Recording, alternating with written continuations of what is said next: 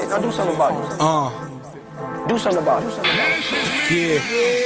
Why you trolling for rematch? You need to prove something to the fans. Come on. Just picking to be the winner, the real winner. Damn, Mr. Nash. Damn, Mr. Nash. Tell me where you been. Where the fuck you been at? Niggas been starving. Please tell me you been sparring. Cause lyrically you're Jordan when he playing in the garden. And he going in the paint jumping with John Starks and you in there. Is it true? Tell me if the rumor's fake. Are you that guy that you say in the songs? Heard you moved to Atlanta. When the last time your ass been home? Cause we ain't even really seen you since your grandma was gone. And your cousin got murdered when the hammers were drawn. Heard you got a rap career. Now how's that been gone? Ever so sarcastically, these are questions they asking me. I think it's borderline blasphemy, crossing guidelines, but this the shit that pop up on my timeline. Look at this, same niggas being ciphers with me and can't even spit an average bar. Same nigga right now hating behind his avatar, telling me I lack it all and I can't even rap it all. That explains why at certain shows it's kinda hard to get certain people to tag along, unless I'm the opening act for a big star. We're gonna start the show in a second, y'all. I'm just let this music ride for Be a the second same while I roll ones out. saying they was there from the start. Nah, I sever all my ties so quickly. I tell them all, fuck you if you do not fuck with me. How I live my life is, I'm gonna do what I wanna do. Supreme I'm gonna hang Boxing out Talk with got who them I bars, wanna hang Ricky. out with. I'm gonna stay at the top, Transcendent, what up? do what I want to, Ricky, what how up? I want to. Supreme, what up, dog? Flying, what somebody gotta say. I can give two. I can give two. I can give two. We'll drop that link out there for y'all too. Why you trolling for rematch? You need to prove something to the fans. You gotta give him a knockout in order to show people that this is for one man. Just picking to be the winner, the real winner. What's your motivation for this fight? They said, damn, Mr. Thomas, damn, Mr. Thomas. Say you left your city, boy, you ain't paid homage. Asking about my state of mind since I lost my mama. The pain is still monstrous at times. Smash that light when y'all come in, smash the light. Watching my sons grow from things that I sponsor. From joints on their feet to the paper that buy Tonka. Maneuver through my city slow, blowing that strange fruit like Billy Ho. They quick to set you up, I'm on my tippy toes. Move through the traps on a give and go. All I do is live and deliver hope, but still leave them leaking if I get approached. The paper turn to power when I get them both. Headed to the money, need a bigger dose. I rap and I'm crafting a post. Pray to God often and I ask for hope. Never been a clown, ain't no cracking jokes. Don't give a fuck about their comments. Proud of what I accomplished. From a rare breed, the reason why I conquer. Is it about the money? Absolutely. Is it about the fame? Absolutely. It's everything wrapped in one. I want to be the best. I'm also my art. I'm who I am. We can't change. Get this show started, y'all. I can give two. Flying. What somebody got to say. I can give two. I can give two. I can give two. I can give. Why you trolling for rematch? You need to prove something to the fans. You gotta give him a knockout in order to show people that this is for one man. Just picking to be the winner, the real winner. What's your motivation for this fight? Who got some bars, man? Who gonna pull over them bars? My man Donnie V like, don't make me do it. All right, that's it, man. Let's start the show. Thank you. Welcome back to Breaking the Beats. I am your host, Marq Nash. Breaking the Beats, where we break down business, entertainment, art, technology, sports, and pretty much anything else we can squeeze into those letters. The link is out there. Anybody want to pull up? As always, it's always going to be an open discussion, open channel, open panel. You know what I'm saying? But if you're on some bullshit, gonna get you up out of here, baby. And we're gonna embarrass you on the way. Appreciate you, bro. You like that record, man? It's on your phone right now. It's called 100 Questions by Marq Nash, featuring Trey Thomas. I produced that record as well, as you probably already guessed. Let me start off with a couple shout outs, church announcements as well. First and foremost, I found this dude, Supreme Boxing Talk. Put him up here on the screen. Support this dude, man. He can rap his ass off too. Donnie V, you might have to battle him, and you probably gonna lose, man. I don't know. You ain't gonna be able to do some of those bars you was doing on that other battle you did. But Supreme, we actually do battles over here as well, man, on Fridays. But I like the dude, like the style. He was battling this dude, and his style, the way he was doing it, it was dope. They was talking, even the way he did it, where they was setting it up. Shit, asking you shall receive. Here's the man of the hour itself. Peace, King. How you? What's happening with it, homie? What's happening with it? Man, please, man. It's a pleasure and an honor to have you up here in the trade dialogue with you, man. Like what you're doing over there, man, on your channel. Man, thank you, man. Thank you, man. I seen you came through, you know what I'm saying? You came through, hollered at me and shit. So I had to make sure, you know what I'm saying, I did the same. And I seen the Leviticus video. That's what had me like, oh, he got some shit with him. Okay, yeah, had to smash on the sub, like, okay, that's what it. Oh, okay, you know what I'm saying? It's that type of party over here. Oh yeah, man, we give it up, man. So definitely you that, you know what I'm saying? Yeah, man. You want to talk to us about that battle that you did and how did that come into fruition? I'm gonna put the link out there, and I'm gonna share it as well so people can find out more about it. It looked like you guys had subjects around each round that you guys did. Well, okay, so I bring it all the way from the top and shit. What happened was I had, like, back in the G, I used to do battle rap. You know what I'm saying? I'm in the DMV area. So we had like a battle rap league that I actually like ran and shit. Here in Georgia? In DC, Maryland, Virginia. You know okay, yeah. I thought you said in the G. Nah, DMV. Okay, yeah. I got family all over Baltimore, man. That's where my crew TAGMG is at.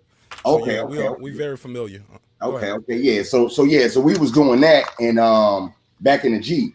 So, you know, I got the boxing channel. You know, I've been doing like boxing shit. You know what I'm saying? I be on that type of time. My man's fella, he do boxing content too, but he also fuck with battle rap.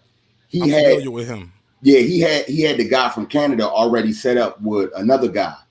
The other guy had to back out because he had some family stuff going on and shit. So he pulled out the battle. And I didn't want to leave fella on stuck. You know what I'm saying? They had built the battle up and they had asked me to come in. And at first I was kind of like, nah, because I didn't really want to do it. It's been a minute. But it was like, yo, I know you're not gonna let the white boy smoke you all, whatever. So it didn't take that much to get me out there. And then, you know, everything else from there, you know what I'm saying, was motherfucking what it was and shit. You know, we did like a little press conference. And then we did the battle on last night and shit. So, you know, try to make it do what it do. I saw it today. I didn't see it live. I was on Monty B channel when you came over and talked about it, and I was just pressing. I said, "Who else is doing battles? Who else?" Because I do a battle over here on Friday. On Fridays, I do Freestyle Friday. I play unsigned artists and things of that nature. With that said, let me introduce his brother right here, Ricky Williams. What's up, man? Talk to the people. Your mic's muted, Ricky. All right, we'll come back to him. But Ricky, there you go. Go ahead. Go ahead, Ricky. Can you hear me? I can hear you now. You sound a little low, though, but go ahead. We can work with it. My bad. I was setting the mood. You know how I do. How y'all doing? Yeah, man. You getting them lights right? Yeah. Peace, Cream Beef Boxing. How you doing, God? Salute, homie. What's happening with you? Hey, man. You know, just trying to keep that head above water. You know what it is. Yeah. Okay. But yeah, real quick, I was trying to recap with his brother, and I listened to his show today. He definitely knows his boxing. He knows his hip hop. Got some bars. Witty too. You a witty motherfucker, man. Yeah, you look goony as fuck, but you got some bars and you got some jokes. Like, yeah, you were roasting nigga back in high school or in middle school on the bus, huh? You believe that jokes off. Yeah. But, hey, if you on roast, you go get roasted. You better have them. You better have them in the clip ready to go. Or they say hurt people, right? Like, hold on, you ain't gonna keep picking on my clothes, nigga. What about your mama sucking his? No, I'm joking. Yo, let me get these sound effects and these drum rolls ready for when we pop these jokes off, man. Just to let you know, real loose show over here, man. Especially when I start the show off on Monday, open panel. On Wednesday we do relationship talk because it's hump day. So we talk about relationships on Monday, and Friday is always going to be open panel. But definitely we try to have a hip hop discussion that first hour, that second hour. Hopefully we playing independent music or we got a battle going on. But if we ain't got a battle, we still gonna play the music. Even if we got a battle, we're gonna play the music because artists need to be heard, right? We got to support the creators. No doubt. I enjoyed it last weekend, man. That shit was fun. Man, and your nephew that you sent over too, man. I love this joint. I played it a couple times after that. Sir Senior, what up, man? Give us a quick opening for everybody. What's up with you? Peace, Ken. How you? I'm good. Salute to everybody, man. How y'all doing today, man? Y'all good? Yeah, we good. Peace, sir. Peace. Yeah, man, definitely doing good. Sir got his damn R&B voice on, man. Ain't no hoes over here. He like, yeah, how y'all doing tonight? That hold Just hope everybody. Yeah, because he be over there in the manosphere talking about relationships with him with a lot of ladies over there, man. Better hype that shit up over here real quick, sir. He don't know who's on the playback, man. Somebody might be on the playback listening to this. You know what I'm saying? They gotta make You sure. know what? Right. You know what? And he's an eligible bachelor, so he doing what he's supposed to do. My bad, sir. Keep doing your thing. So the First right, things first. I'm sorry. First things that first. right bed out there. Gotta go fly fishing, you know. Get fly and go fishing. You feel me? Absolutely. I got some notes over here. A couple things we're gonna shoot off, talk about. Anybody want to jump in whenever? You are always welcome. First things first, though, I got to address an issue that's been plaguing me for about almost a couple days now, about a week. I think it came to my attention. Like, yeah, it was all good just a week ago, man. Look, let me just be clear. When guys come on the show and the panel, I like having you guys up here, and I appreciate it. I've been on shows and panels too. I do not automatically assume because somebody invite me, sir, you dropped off, I see you in the background, I know you'll pull back up.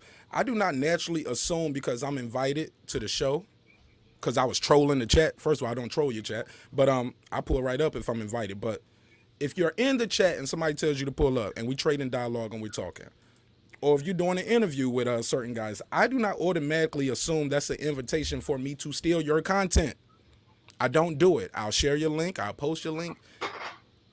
Some guys do it, but I think it's a common courtesy. You should ask.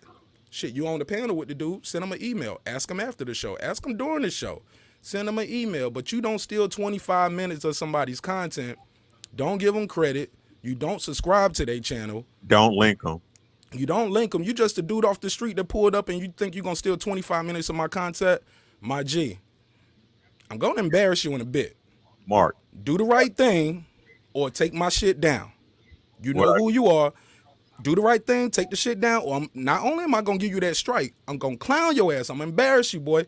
So I just had to get that off. People be like, well, put him on blast. Fuck that. Nah, I'm helping him, and I don't want to help him. I want him to drown. Hey, Mark. I'm going to leave him in that water. Go ahead, Ricky. You remember what I told you? What's the rules? The gentleman always gives notice, bro. That's what I'm doing right now. See what I'm saying? But he didn't give notice, so whatever happened to him. Maybe he's not a gentleman. Maybe he's a gangster, though. Maybe he going to see about me.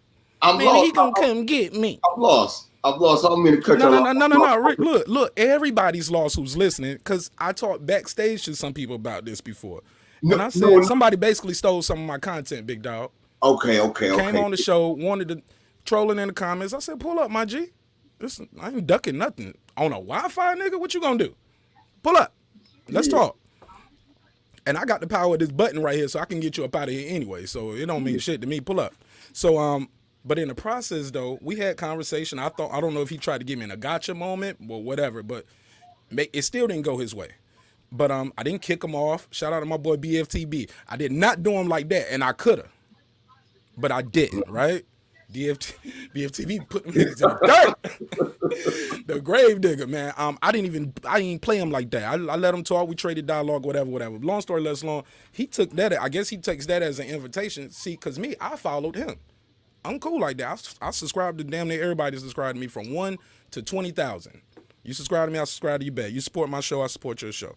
But that's not an invitation to take my content, man. I've been on panels, talked to boxers, trainers, coaches. I never just say, oh, since I'm on the panel and I'm talking to them, I can steal this shit and put it on my channel.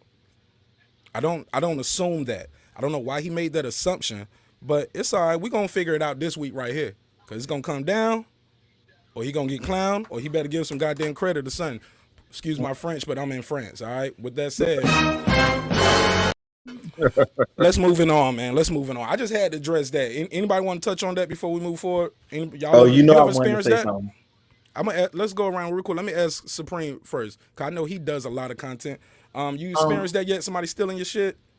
I haven't. You know what I'm saying? Thank God I haven't. It's more than one, man. For people that don't know, I mean, you know, it's just like a protocol to do shit, in my opinion. You know what I'm saying? Now, I look at shit I'm ignorant, so I can look at shit from the outside and the inside out, all angles. You know what I'm saying? Believe that. I will pull the ignorant card without hesitation. So I'm looking at it like this. Okay, so a dude, you have dialogue with somebody on your show, and it obviously must have been good because he recorded it and he kept it. So it was good content. My thing is, if you want something like that on your own channel, they should invite you to their shit. You know what I'm saying? I invite you out onto my platform now. Now I got content, and we can continue the conversation, cook on it more. I'm gonna try to outdo the last one that we did on your shit. You know what I'm saying? On my shit, your people coming and fuck. I mean, it's just like one hand wash the other, man. You know what I'm saying? And both wash the face. Yeah, you know what I'm saying? When you out here, but it ain't gonna work with you out here trying to be on sucker shit, man. You know what I'm saying? Sucker shit leads to, you know what I'm saying, sucker shit happening to you. You know what I'm saying? So that's bad energy putting out there, in my personal opinion. That's, I mean, you know what I'm saying? It's ways to go around. Even if you like a fuck nigga, you could still be like I said, fuck it. You know what I'm saying? You got me on your shit, I'm gonna put you on mine, and we'll go about it that way. You know what I'm saying? And still blow it up. I don't know. I don't get that. You know what I'm saying? I don't get the recording and try to put up what you just did unless you're trying to advertise. You know what I'm saying? You ain't advertising. You ain't even put my name in the link, the description. You don't subscribe. With that said, let me go to my man Sir Senior cammed up today. They said you look like T-Rex in here. Like you about to battle. Young T-Rex though, before you start walking around with that Henny and got that D cup. But go ahead. I kid T-Rex. Talk to him, Sir Senior. You on mute, sir? Mute, dog. Yeah, I don't respect that at all, though. Like you can at least tag me. Like if you ain't asked me, at least tag me. You know what I'm saying? At least be like, yo, I got this from such and such a place. You know, don't act like you came up with it all on your own. Like, who are you, Drake? You still in the nigga ad libs too? Come on now, stop it. Yeah, man. Rick, you want to touch on this before we move on? Because, like I said, man, this ain't even. This dude light work, man. You know what I'm gonna do to him if I had to, man. I'm trying to let him live, man. I'm gonna say one sentence, man. Well, two, because I said this sentence, right? Men move a certain way, dog. Just that simple. Men move a certain way. Ain't nothing else to say about it. All right, with that said, let's get into got a couple things I want to touch on real quick. Ask you guys what you think about it. We can go in any order. Y'all want to start with the Soho Karen bitch? Y'all seen that interview with Gayle King? Oh, the no accountability. She was like, Gayle, enough. I was like, that's how that bitch tried to snatch the phone too, just like that. But go ahead.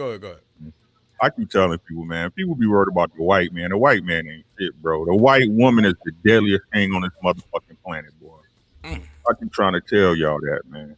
Say that again? The white woman is the deadliest motherfucker on this planet, dog. Let me get a dramatic pause for that. Let's cook. Go ahead. Like, my brothers, I understand y'all want to dick these bitches down and shit, man, but these bitches ain't no good for us, bro. I'm just being honest, man. People keep worrying about the white man, bro. The woman is the teacher of the children, motherfuckers. And y'all wonder why these people, why don't it stop? You know what I'm saying? Why? Because the women is the one who teach their kids this shit. And as long as the women keep teaching their kids this shit, we gonna keep going through the same shit. Just because she got black dick in her, don't mean she got black in her. Y'all need to figure this shit out, man. White women don't take accountability for nothing, dog. Nothing. No thing. Spell it out however you need to, but y'all gonna learn. Y'all gonna learn the hard way. For real. That shit, like, most women don't take accountability, but this bitch wouldn't even look at the check. She wasn't trying to grab the receipt, nothing. You know what I'm saying? It's like, you talking about this dude stole your phone. Like, it's a hotel full of motherfuckers. You rushing this one kid. Get the fuck out of here. If I was him, I'd have punched her in her snot lock up. All right, let's pass it around. Sir Senior, Supreme, go ahead, Supreme. I see you going on. Take your mic off. Go ahead, talk to us, God. Shit. I'm gonna keep it real. Cuz right, you know what I'm saying? White women is the, you know what I'm saying, issue, but it's the infatuation that they have with black dick is the what happens. You know what I'm saying? That's what the real problem is with everything. Now, as far as her, I'm wondering why they don't cancel this bitch, because when she did like that, she basically called Gayle a dog-faced bitch, like my homeboy Snoop did. You know what I'm saying? That's what he said to her. You shut up, dog-faced bitch. You know what I'm saying? And ain't nobody cancel her for that. I'm just waiting to cancel this bitch. That's all I'm waiting on. You know what I'm saying? I'm like third in line. They got two other niggas in front of me. I don't know, but I'm like third in line to cancel her. You know what I'm saying? That's what I'm on. You know what I'm saying? As far as Gail, you had it coming your way, man. You don't represent us. You know what I'm saying? In my personal opinion. So Let me ask you a question though, Supreme, real quick. So what would we call? What would be cancellation for someone like her who, would she just lose her job? Like, because she's not a quote unquote celebrity. She's famous now for the wrong reasons, but what would be cancellation for her? She did get arrested and charged, right? So what's next? one of them bus driver uppercuts from the next motherfucker that she tested that's black. You know what I'm saying?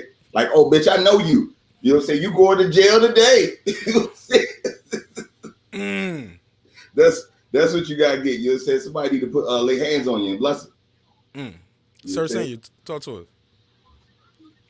That's definitely how I feel that we gotta start holding these crazy people accountable.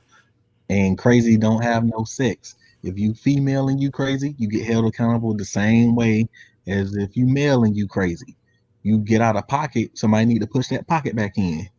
And the two fingers, with the two fingers. Okay, shout out to my man on Facebook. People logging in, checking out us on Facebook. Hey Taylor, I need to holler at y'all. Shout out to Taylor Huey, and her family. They got a business here in Atlanta. It's called Fork Your Fries, and they loaded French fries. They do all different kinds of ways to do it. Super loaded up, super good, and they'll pull up on you and deliver it to you for a very small price. So shout out to I like fries. Yeah, I like fries too, especially I don't even like fries like that, but I like their fries because it's like, yeah, man, it's loaded up. You want some meat in it, they're gonna give you meat. You want cheese, you're gonna really get it. You ain't even got to pay for extra meat. But pause. And that's it. That's in Atlanta. Yeah, that's in Atlanta. Okay. Because I think I might be taking a trip to the A next month, so I might have to go get loaded to get some loaded fries. All right, man. Yeah, it's down here. It's a lot of shit down here. COVID and all. Be careful when you pull up, man. Yeah, definitely be safe. But I find you that when you're down here, link up with me, man. Holler at me. I'm gonna pull up on you, man. I pull up on people from YouTube all the time. Be like, what up, though? Just to show them some love, show them some support out of town. Make sure they got certain things they might need, especially if they flew down and couldn't bring everything with them. We always make sure everybody's straight. Y'all want to jump into some of this impeachment shit that's going on? I heard they introduced articles today. I don't know, man. Look. I don't even want to talk to you first, Ricky, because you don't even vote. No, I don't. But let me ask you a question, though. You just did. But no, I'm sorry. Go ahead. Question, though, right? Trump get out of office in how many days, bro? No, the impeachment is for the retirement. I understand. 9 days. So what is it that's so bad that this month they're trying to get him out in a week and a half, dog? Nah, the impeachment, they gonna, you know how like after you when you retire from president or whatever the fuck it is that that you do, you get money every year and you get free trips and shit. Like you Secret get like Service. You mean the Secret Service? They ain't gonna be able to pull that shit off, dog. Yeah, I mean, I'm not saying that they is. I'm just saying if they do pull it off, they snatching all that shit from him. He gonna be a regular. He gonna be the same orange motherfucker that he was before. Yeah, that's pointless though, dog. That really is, man. It's really pointless. It really is. Explain why though. Give it to us. Because all they doing is spending taxpayer money on bullshit. That's really what it is. He got 9 days. What the fuck? You know what I'm saying? The hotel bill is due. Let him the fuck go. Why is y'all trying to occupy the 9 days? Right? I can tell you too. Another thing that's important about this too, Ricky. If the impeachment is successful, he can't rerun. I think they want to make sure he can't run again in 2024. Hold on. Let me land the plane real quick. Actually, I'm not gonna land the plane. I'm just getting on the runway. He's that's gonna, like Supreme said, it's gonna make sure, for one, you're not getting Secret Service. The taxpayers are not paying for that. You got fired. We're not paying for that, right? Also the medical. Also, it makes a statement to other people going forward. It sends a message. They say, I don't care if you got 9 days left. I mean, I was in the Army, bro. I knew guys who had time left in the Army where the Army could have just put them on leave. But instead of putting them on leave, they wanted that paper trail to haunt you, so they will chapter you out. They could have just put you on leave. You got 30 days of leave. but you only got 15 days left. Man, they could have put you on leave for 30 days, could have paid you for 2 weeks. No, they don't want to do that. They want to send a message. But more importantly, like he said, that impeachment is gonna. No, I said that part. The impeachment is gonna stop him from running again in 4 years. But go ahead. Yeah, but like I said, I don't believe that's gonna happen. But in my honest opinion, right? Me and you know we see differently on politics, right? It's just the truth of the matter. But like I said, a lot of this shit that we see is fugazi and smoke and mirrors to distract you from what's really the fuck going on. If you believe this government is what it is, I don't know what to tell you. You sleepy, you on that sauce. It's not. It's not. You know what I'm saying? The same way everybody thinks the Democrats are for black people when they not. Y'all got to remember the Democrats was and still is the party of slavery, right? What they do is exactly what they did every time. When they found out that people was going to vote for Trump again, here they come pandering to the black people, and we still don't get shit. You ain't going to get shit. The same way Biden told the black caucus and the church people and shit like, fuck y'all, I don't need y'all. I got it already. Get the fuck on. Like I said, I don't vote for neither one of them because both of them full of shit. You sound like the guy who don't get picked on the team, so you just take your ball. No, I believe that ain't taking the ball though. Well, no, wrong. Poor analogy. But you get what I'm saying? Like, okay, I don't. Okay, when you watch the Super Bowl, it's not always the team you want in there, so we don't cancel the game. No, so I don't pick. You see, it ain't about picking, but the game still has to go. Somebody gonna get in that seat, Ricky. Yeah, but now I agree with Ricky though. You know what I'm saying? Because like I said, and you know, I told you before, I'm ignorant, so I'm gonna tell you like how they tell me. Well, get the fuck up out of here with your ignorant. Now I'm joking. I tried you. It's your first time over here. Look, man, we having fun over here. It's a serious show. It's a serious concept, but that's why we gotta make jokes about it in the meantime. But I'm sorry. Go ahead. But now though, I feel Ricky because look, they say your ancestors died for you to have the right to vote, right? But it's just your right to vote. If these motherfuckers ain't earn that shit, you know what I'm saying? Then you ain't got to vote for them. You got to sit it out. Someone has to earn your vote. You don't just give your shit away. That's black people problem right there. You know what I'm saying? Just giving their shit to motherfuckers. They not even working for your vote. You know what I'm saying? These motherfuckers will tell you, you know what they tell you? They be like, yo, vote for me or you ain't black and I'll tell you what I'm going to do for you after you vote for me. Then you go out and vote. And then after that, oh yeah, I'm in here now. I'm going to get to you when I get to you. Take your ass back to the back of the line. Like Martin, go start from scratch. Right. You know what I'm saying? At the DMV. Go start from scratch. That's what they do to your motherfucking ass. So if they don't earn that shit, then don't give it to them, man. Fuck that. That's how I feel. And my thing is this when it comes to political, man. It's like y'all vote for the lesser two evils. I don't vote for no evils. You see what I'm saying? I don't vote for no evils. Ain't neither one of them good ain't neither one of them running this country where it's supposed to be ran. So why the fuck would I vote for any fuck both y'all? I can answer that. I can answer. Let me answer that real quick, and I'm gonna pass it right to you, sir. Cause I know you was trying to get in on this.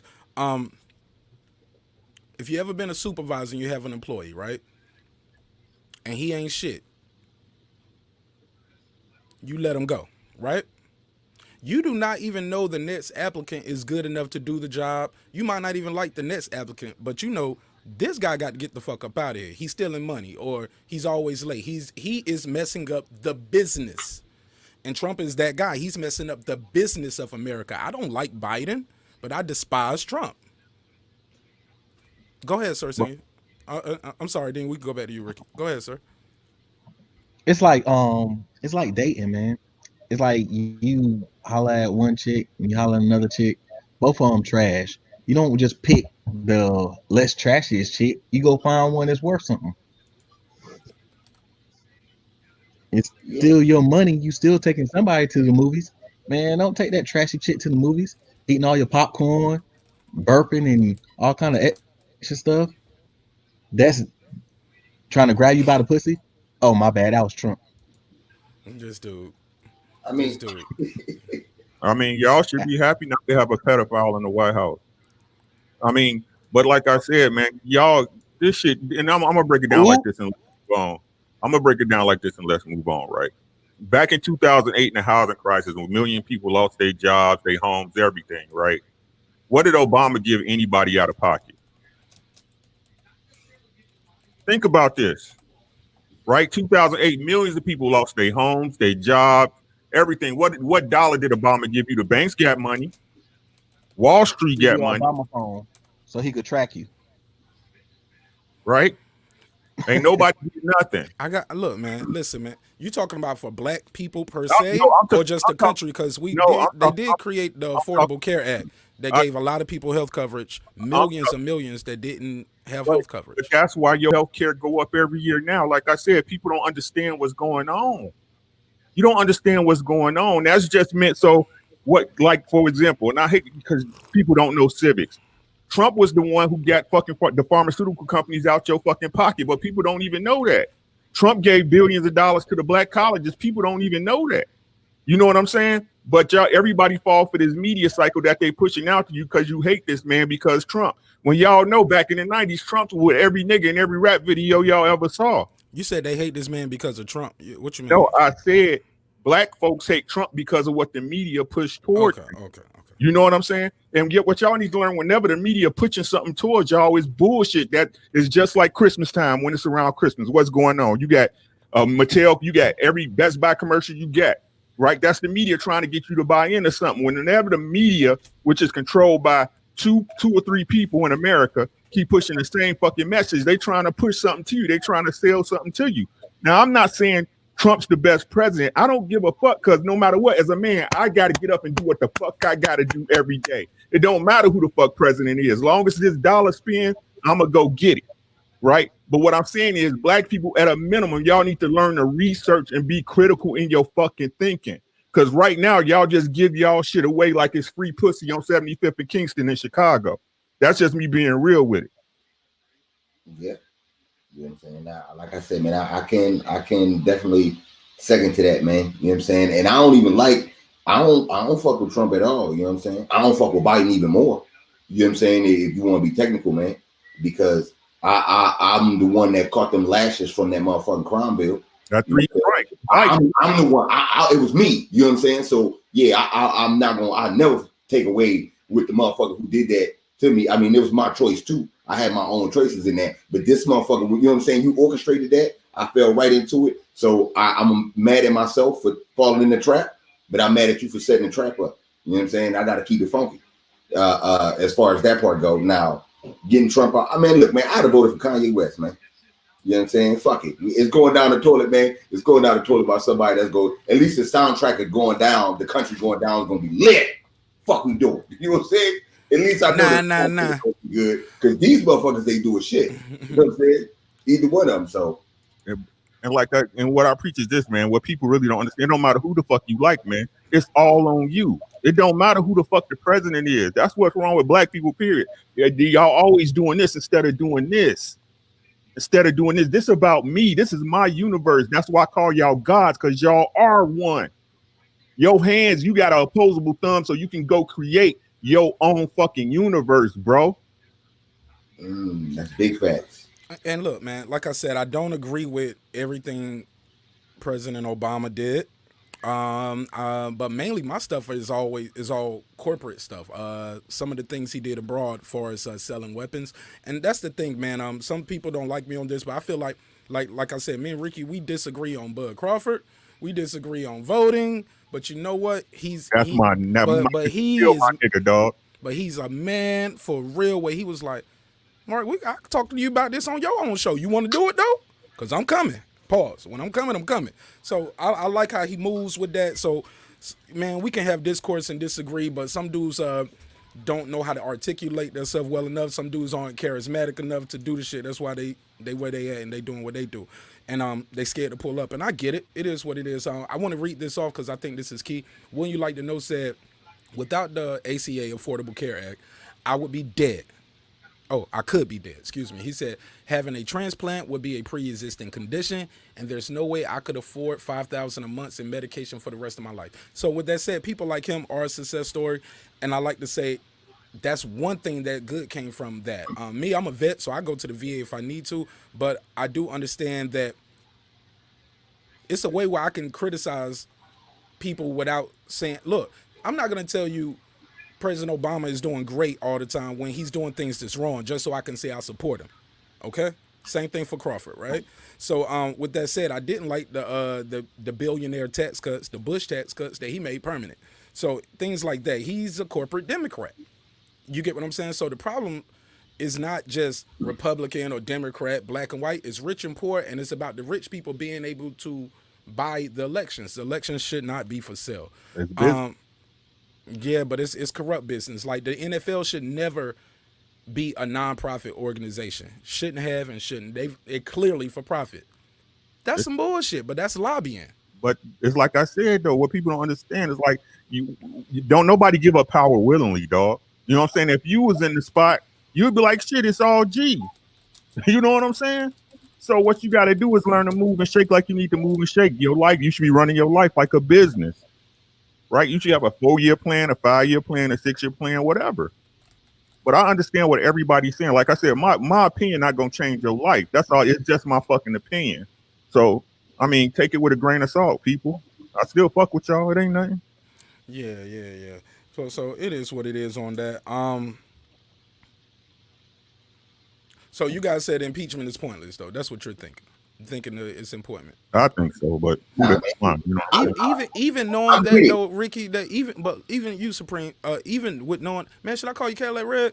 Cause I know that's your other name. Whatever's clever, baby. I like both of them shits, man. You got some ill ass names, man. Write me a couple nicknames, man. I need some more, man. Shit. But even knowing that new information, like, hey, they doing it so he can't run again. You don't think that's important? You know what I'm saying? To stop him from doing this again. I mean, I don't know about that part. You know what I'm saying? I know I do. I don't like this motherfucker, but we gotta keep it funky, man. He was the worst president ever, but he was the most flexingest, powerful president that this country seen with all the bullshit that he been on. You know what I'm saying? So I can see that why motherfuckers would want to do that to try to not have that happen again. But it's always gonna be a way around that shit. You know what I'm saying? I think it's more or less with this whole impeachment shit, they trying to erase him from history as much as they can. You know what I'm saying? They want to take as much credit as they can away from this motherfucker because we look real weak these past 4 years. We look real goofy these past 4 years. They want to try their best to erase that shit. It's still going to be a pencil mark, but at least we able to write over that whole stuff. You know what I'm saying? That's what I'm getting from this whole thing. Hey, Dave Chappelle got this joke where he said Donald Trump saw that White House. He was like, I ain't standing this old piece of shit. Barack Obama came in. He was like, it's a nice place. It's pretty. But the joke and the point of that is to echo what you were saying. For the people who always used to say, man, the president ain't got no power. He's just a figurehead. Donald Trump showed us how to wield that power. He was having meetings with people we don't supposed to meet. We can't go meet with Kim Jong-un. He's like, man, I'm about to go walk across this damn border right here on national TV. Photo op. Let's get it. I can come over here, and ain't nobody gonna do a goddamn thing. I'm gonna walk across this little concrete, the DMZ. I was in Korea. I remember that. Just walked over, shook his hand, took pictures. Reason I didn't go, DMZ. But let me just say this part. The president is powerful, not only because of the power of the pen. He is the leader of your party. Optics. And he can. Yeah, go ahead. Though. I'm sorry. It's all about optics. You know what I'm saying? But like I was saying, people don't understand how Trump was moving. You know what I'm saying? Like what he did with the WHO when he dumped the WHO. You know what I'm saying? Yeah, them hoes. The hoes. That's the who. That's the who. Like when he dumped the WHO. You know what I'm saying? They told him in December, again, y'all got to do your own research. It's not my job to learn for y'all, right? Mm-hmm. But back in December when supposedly COVID, and I do that lovingly, COVID, right, was supposed to be popping off over in China or whatever. The WHO told him it was a non-issue. You know what I'm saying? But then come after the impeachment, and they saw he wasn't going to impeach him. Then they dropped COVID on the U.S. and it's a big deal. So he dumped the WHO. He was like, "Why the fuck we giving y'all $300 million for you to give me bad information?" You know what I'm saying? The same he was saying with China. He like, okay, China can come and sell their shit over here with these low ass terrorists. We getting everything from these motherfuckers, from butter knives to goddamn can openers. And we can't sell shit over there, and they ain't paying us no money. What the fuck? Get China the fuck out of here, right? Y'all notice we don't make shit in America. Nothing is made. Everything in America is service job, right? Call centers, right? Credit card companies, right? When I call my call company, sometime I be talking to somebody from India. No doubt, but talking to Habib. No doubt. I help you.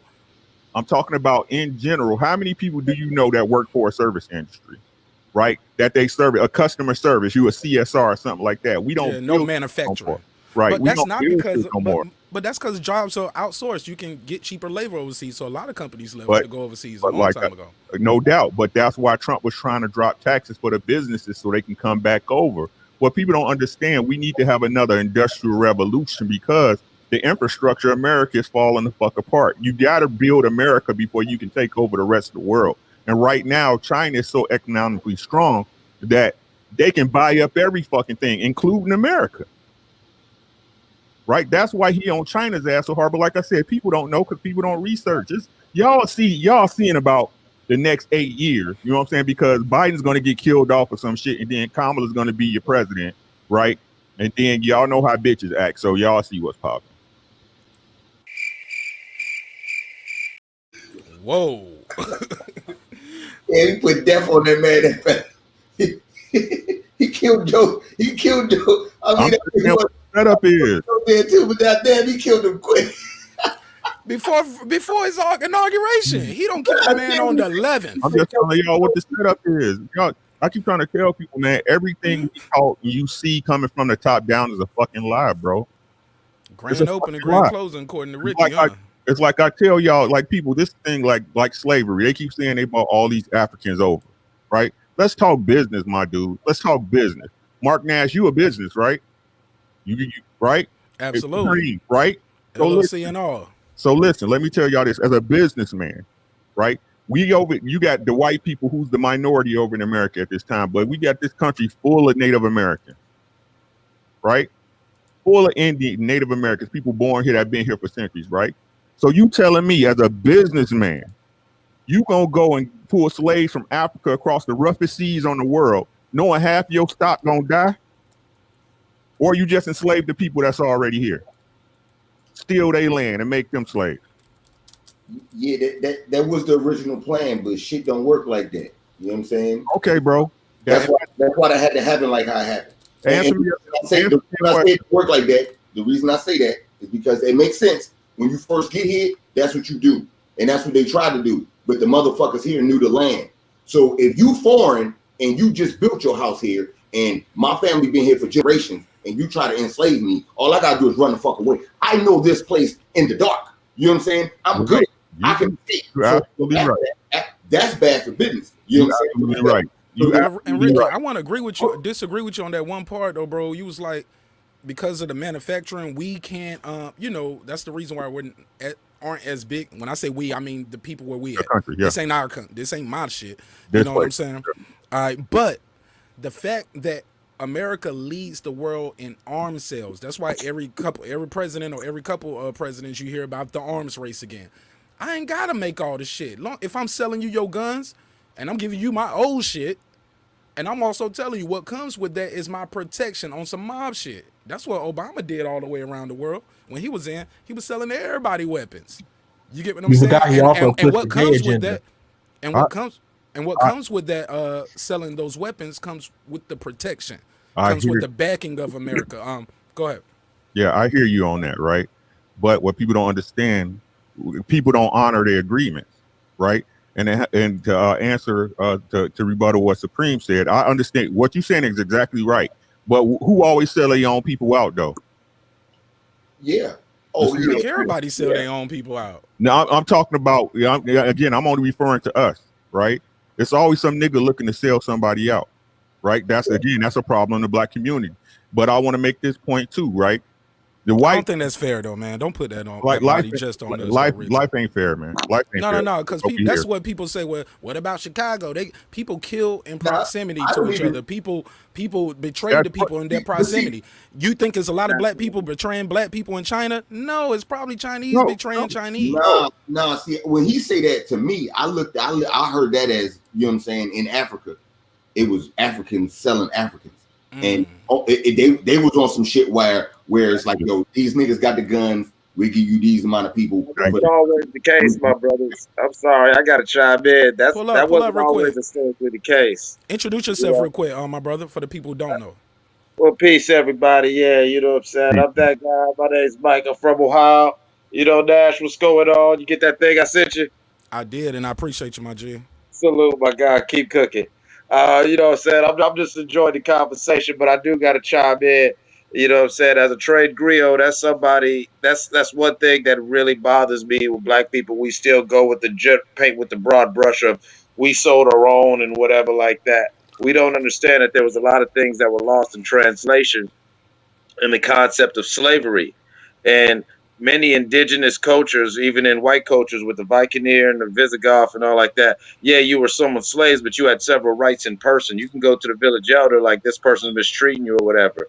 They don't tell you in history class about the Miaforas, the name for them, or there was these periods of 50 to 100 years where black people were just getting slaughtered all through northeastern Africa, which they now call the Middle East. This is some real shit. Like if you actually do your genetic testing and everything, the people of the Zulu tribe actually originate from fucking Saudi Arabia. You feel what I'm saying? Like, so you had all these African people who were actually from the Middle East. And when they were doing that, spreading Christianity and Islam and Judaism by the sword, they were chasing us into Africa. So if you was an African chief and a tribe, say in Central or West Africa, and your land could sustain 50 million people over a course of 200 years, you had all of a sudden an influx of 200 to 300 million people just coming into your country, not that 30 million that your land could sustain. And so after a while, you're like, okay, what are we going to do? And so when the Portuguese and Dutch or these other tribes say we need workers, we need whatever, it was common for them to be like, okay, well, y'all niggas need to work. You know what I'm saying? Your tribe's been in my land for so many seasons. I understand, you know what I'm saying, under the laws of Ma'at, we're going to give you safe passage and whatever, because we know that the Christians, the Muslims, the Romans, whoever done chased you back down here, you know what I'm saying, down here, but this isn't your land. And so then they would be like, okay, bet. And then, of course, white folks is like, well, fuck it. We gave them gold. We gave them beer.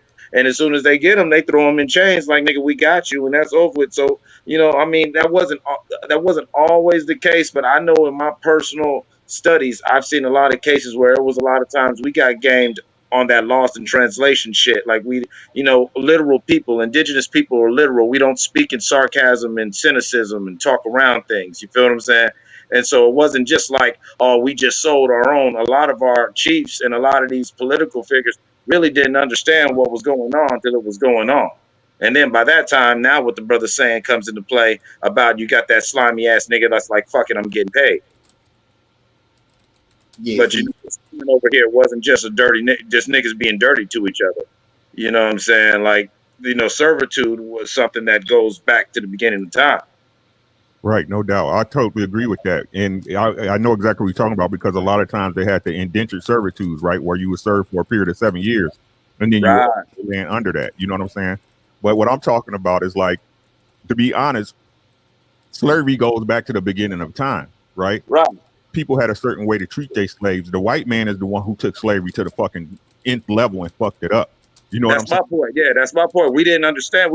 Our kings didn't understand that, okay, when we go ahead and we surrender these people to the custody of these white men, the game changed. You know what I'm saying? Like, yeah, this is nothing. There's not going to be no rights in person or just basic human dignity that us as indigenous people, we're not going to do to our enemies. You know what I'm saying? If we feel that way about you, we just going to fucking kill you. You feel what I'm saying? But if we take you as prisoners or hostage, it's not going to be in our interest to mistreat you or abuse you. Because if we're taking you as a laborer, we need you fit and healthy. You feel what I'm saying? If we're taking you as a midwife, we need you to, you know what I'm saying, be well taken care of, to where over time you will, you know what I'm saying, want to take care of our, kids and everything and do this servitude job, because you see we're taking care of you. And that's not just with black folks, that's with any indigenous peoples around the world. And so when you deal with Western civilization, starting with the Greeks and then the Romans, and then now what we're in, what I call, the Fourth Reich, we're in the New Rome, we're in this little Babylon, little Western shit that we still got going on, this continuation of it. They act like they're civilized, but they're really not. And so the real question is, how many of us are going to keep talking that fake woke shit, and how many of us are really going to get back to that indigenous natural mind that, you know what I'm saying, the melanin in your skin is telling you need to do. You know what I'm saying? Like, a lot of us, And I ain't even talking about getting back on the old ways and all that back to Egypt shit. But a lot of us, come on now, we're spiritual beings. We live indigenously. You know what I'm saying? You know what I'm saying? We don't need a church for you to know what it is. Yeah, That's all. that's big facts. You know what I'm saying? Like Yeah. I'm not even a Christian, but what was the one thing that the Bible said that Jesus couldn't do? There was one thing that Jesus could never do. In 1 second, I got a joke about this. He don't add another day to the week.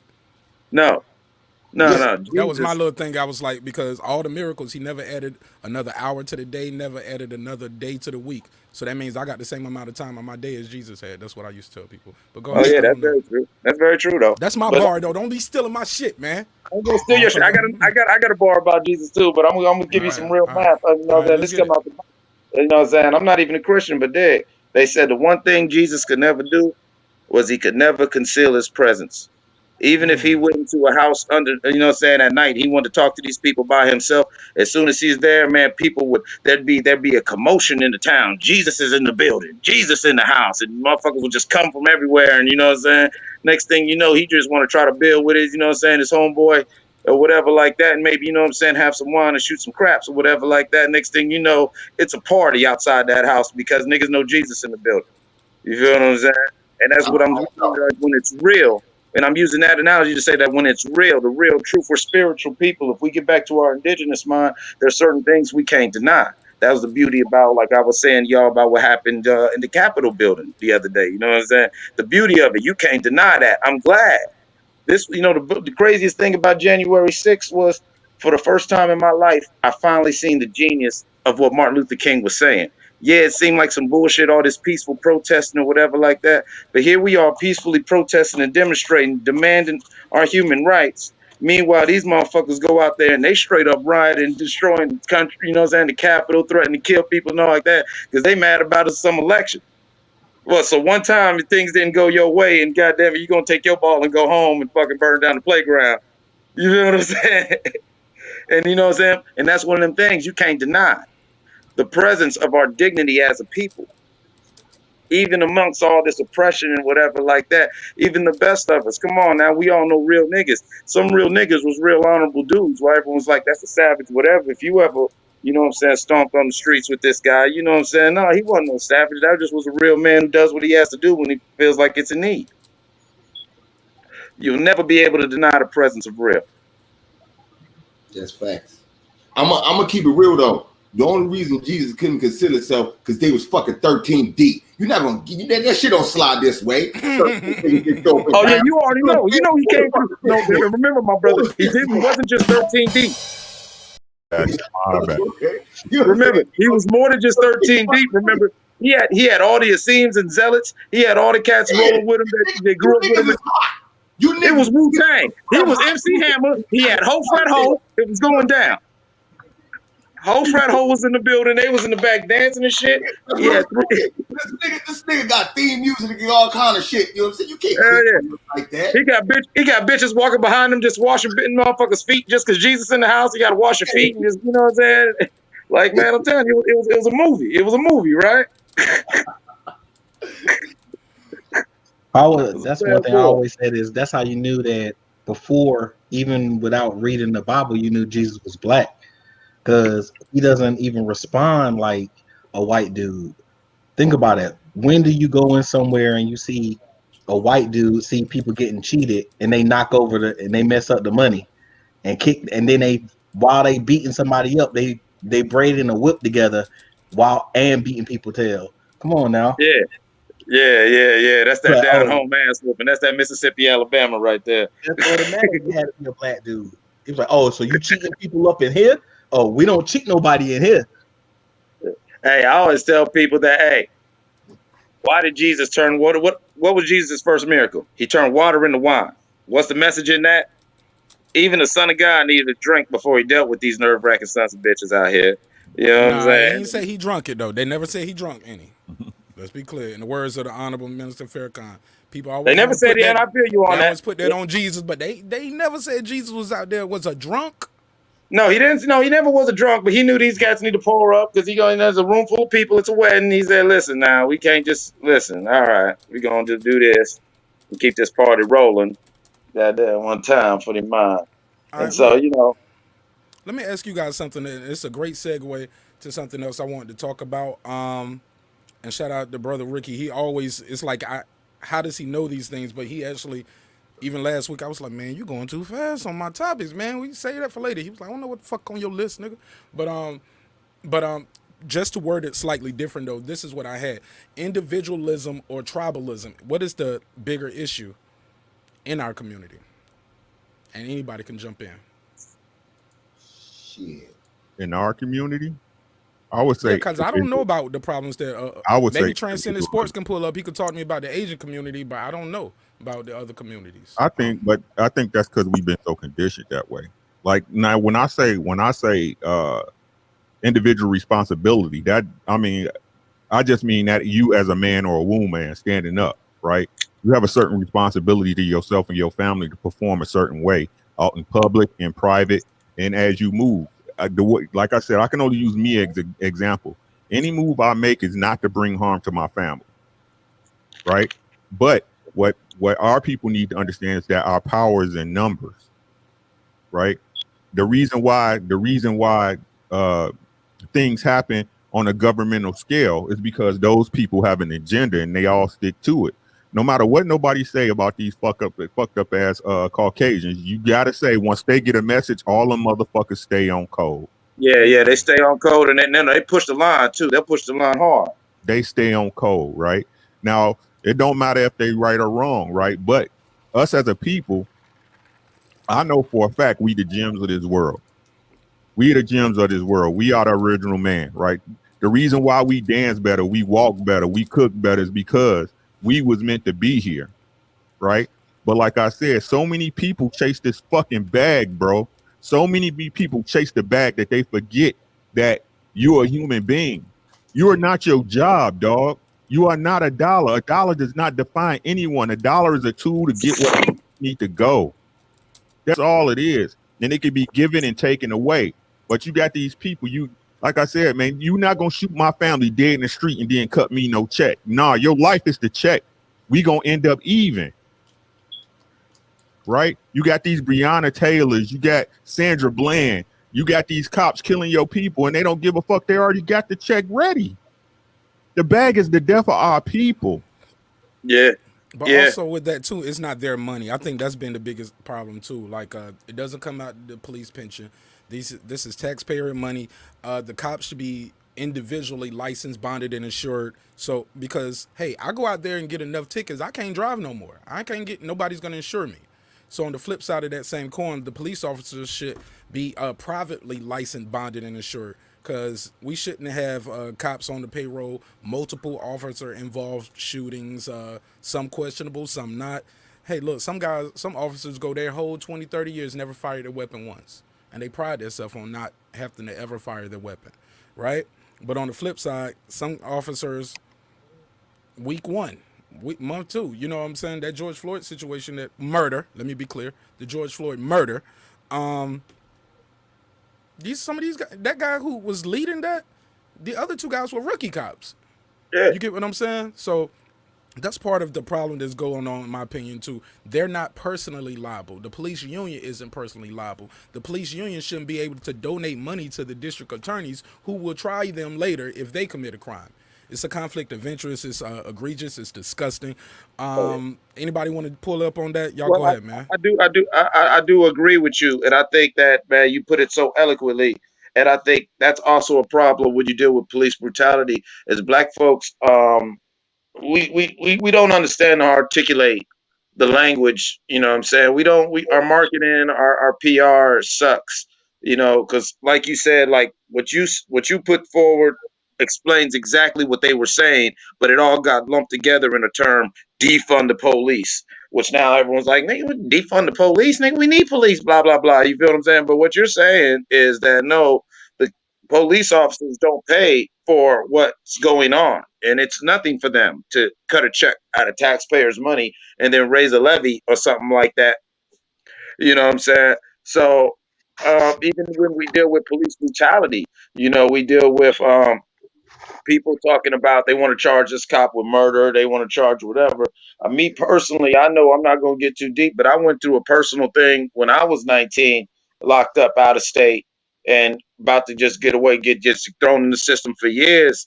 And the only reason why I was able to go pro se and beat my case was there was a more science brother who sat there and taught me law and explained to me that when black folks deal with the police, the first thing you've got to do is you got to establish whether or not this officer was in the lawful discharge of their duties.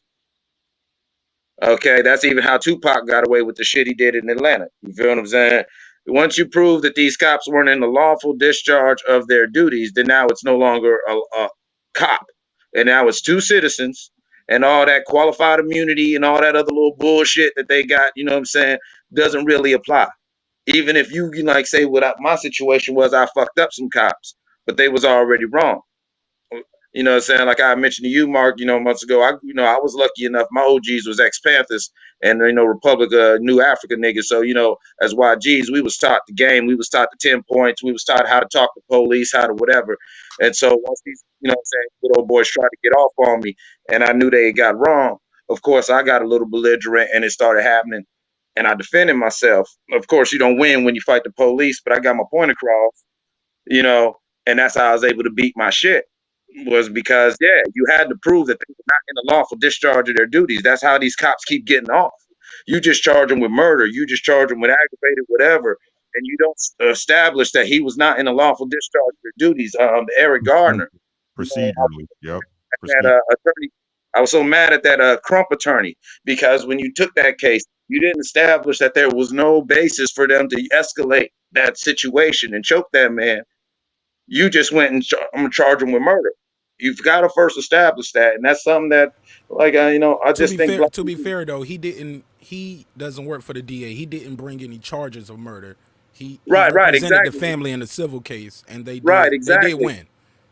Yeah, exactly. They won a civil case, but that's what I'm saying. These are why these criminal things. But that's what I'm saying. You've got to push the state's attorney to try to prosecute this. You know what I'm saying? It's the wording, it's the language. Like the brother said earlier, white folks know how to stay on code. They don't even know what half these phrases mean. But once Trump tweets it 2 times and they hear their favorite senator or whoever say it, they're going to stay on code. Next thing you know, that's the hot shit all on Fox News, all on whatever the fuck. You know what I'm saying? They're going to say this shit. I knew a white motherfucker who, Obamacare, he had a tooth fucked up and everything. Man, goddamn, stop that Obamacare. Fuck that Obamacare. He working with me every day talking that old crazy shit. Let me talk political at that job. I'd have been fired. But he white. He can do that. And so he talking crazy every day. Then finally, he missing all this work. He get his tooth pulled out. And I'm like, oh, you finally got your tooth pulled. He was like, yeah, thank God, man. My wife, through my wife's health insurance, that Affordable Care Act, I was able to get this. And it wasn't able to cost nothing. I said, dude, that's Obamacare, right? He said, huh? Huh? You feel what I'm saying? They know how to stay on code. You feel what I'm saying? Black folks, we don't know how to speak that language. So when these things happen, we allow these motherfuckers to convolute the conversation. And then back to your original question, Mark, that individualism kicked in. Yep. You know what I'm saying? Now we get regionalistic with it. Now we get tribal with it, and we get whatever. And we got to understand that our enemy knows what they're doing. Our enemy's staying on code. You can talk all you want to about Illuminati. These motherfuckers have been goddamn following their plan for generations and years and years and years and years. Can we get the 5 niggas on this panel right now to come up with something and stick to that plan for 6 months? Big facts.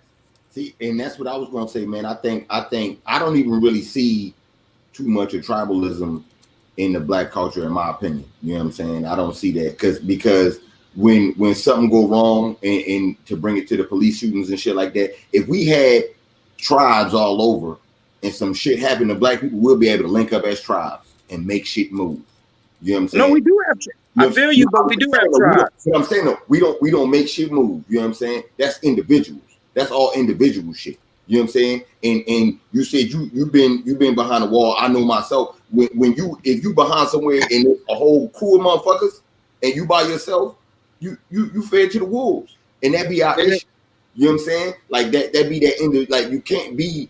It's the thought process of a motherfucker to try to just I want to outdo him. I want to do. You know what I'm saying? That type of goofy shit. Like, yo, do you not realize, like, if I work with him, you know how powerful we'll be? You know what I'm saying? If I work with everybody, you know how powerful, yo, we can make shit move. You know what I'm saying? Niggas don't be realizing that shit. Niggas don't even realize that shit with they self to push they self for shit. You know what I'm saying? You can put your head down, just like you just said with 6 months. You can have something in your mind. Put your head down and grind for 6 months. Don't look up. And after 6 months, you look up like, damn, I accomplished this much. You know what I'm saying? Now imagine you doing that on the same accord with 5 other motherfuckers. You know what I'm saying? Nah. You know, shit, like you could really make shit move. We don't really be making shit move. We go ask somebody else, can you help us make shit move? You know what I'm saying? Man, listen, my brother. I just want to slightly disagree with him, and I'll let you go ahead. Matter of fact, you go ahead, Mike, because you the guest. Go ahead. Oh man, nah, I mean, I was agreeing with him, but I was agreeing with him with this caveat that we do have tribes. You know, being from the '80s, that's you know what I'm saying. I was raised in the '80s. Crips, Bloods, Disciples, and Vice Lords was supposed to be the black man's Army, Air Force, Marines, and Navy. But like the brother said, individualism came in. Niggas wanted to get a bag. Niggas wanted to move some dope. You feel what I'm saying? Now niggas don't even give a fuck what you talking about. They ain't staying on code. You know, Crips in Texas where it is. They, you know what I'm saying? Even though they 60, you bring them to Slauson, the Slauson nigga looking at him like, who the fuck is he? You know what I'm saying? Like, you dig what I'm saying? Yeah, the GDs in Chicago, they don't even know about these goddamn niggas running around in Iowa, but they let the niggas in Iowa tell it they 7-4 to the world blow. You feel what I'm saying? Like, we lost our connect, and the problem was when the Clintons did what they did with the super predator thing, you know what I'm saying? All they did was take COINTELPRO to another level as far as targeting our leadership. And then back to the individualism, when we do have leaders and people who stand up, we got a lot of these brothers who for various reasons can't just stay in the shadows. And sadly, the black messiahs and the black kings that come, they've got to stay in the shadows, man. We got to get the fuck about these cameras because, you know what I'm saying, our enemy's real. Public and private don't mix, bro. You know what I'm saying? Jesus was a perfect man, and he still only had 33 of them. I ain't even no Christian, but let's go by that story. The perfect man only had 33 of them because they ain't gonna let a nigga do too much real shit for too long. You feel what I'm saying? So when you talk about, why doesn't Jay-Z or all these, that's the thing that gets me mad when they, how come these certain people don't do all this? It's like, dude, don't you understand? If he starts moving a certain way, he is gone. And whether he's scared or whether he's being blackmailed or leveraged or whatever like that, you've got to understand that because I doubt you're going to do that. I don't know how many, only everybody wants somebody to walk a line that they ain't going to walk. You know what I'm saying? That's the thing too, is that we take this time to be individuals at the wrong time. When it's time to bond, when it's time to bond together, we want to be individuals. When it's time to stand out and be an individual, now we want to bond together. We got everything backwards. Oh, well, when we're supposed to be working together, no, I'm trying to snake you, and no, I don't want you to learn how I did this, and I can't help you do that. But then when it's time for us to be something different, oh, now we want to copy everybody. We want to steal from each other. So it's like we got the cart before the horse.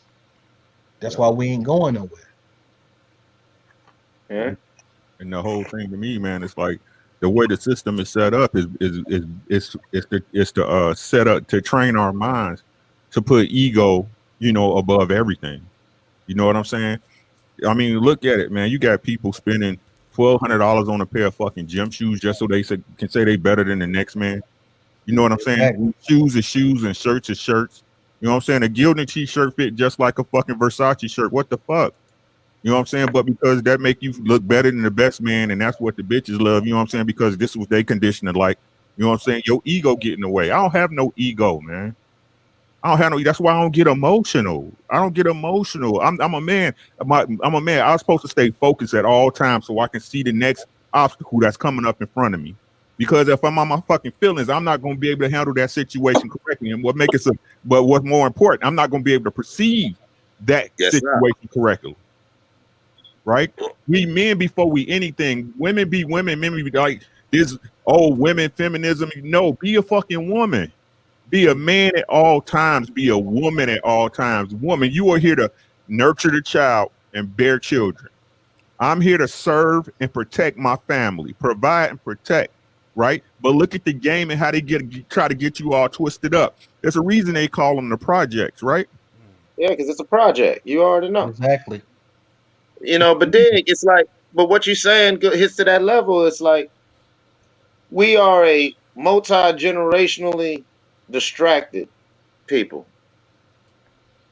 to where, you know, and like I always tell my son, I'm like, it takes longer to unfuck than to fuck. You'll understand when you get older. When something's fucked, you've got to have it in your mind that you know that, and then on a real level, fellas, y'all feel me. Sometimes y'all done fuck the bitch, and it probably took longer for you to tell her that line, put on your clothes, and get up out of there than it probably did to hit that pussy. Facts. Niggas sitting around with a sad face. Just like that. You know, and so we got to realize that as a people, you know, as much as we got to be frustrated, I hate to sound like that hopeful, positive nigga, but we got to be patient. We got to be patient and realize that, you know, individually, collectively, we're up against a lot. And the first thing we got to remember is that this whole nigga shit that we're going through, we're products of the nigga factory. I still use the word. I got a nigga in me. It's cool. He show himself every now and then as I hit the blunt. You feel what I'm saying? But we got to remember the white folks didn't enslave no niggas. They enslaved people of the Ashanti tribe. They enslaved people of the Dahomey tribe. They enslaved people of the Igbo tribe, the Bantu tribe. All this nigga shit and these ways that we've adopted in North America, this is just what the poor white folks did. There's no such thing as black talk. We spoke Yoruba and Ashanti. You feel what I'm saying? They the ones who spoke howdy, years and years and yas, and they taught us to speak that. That's why they love nigga culture.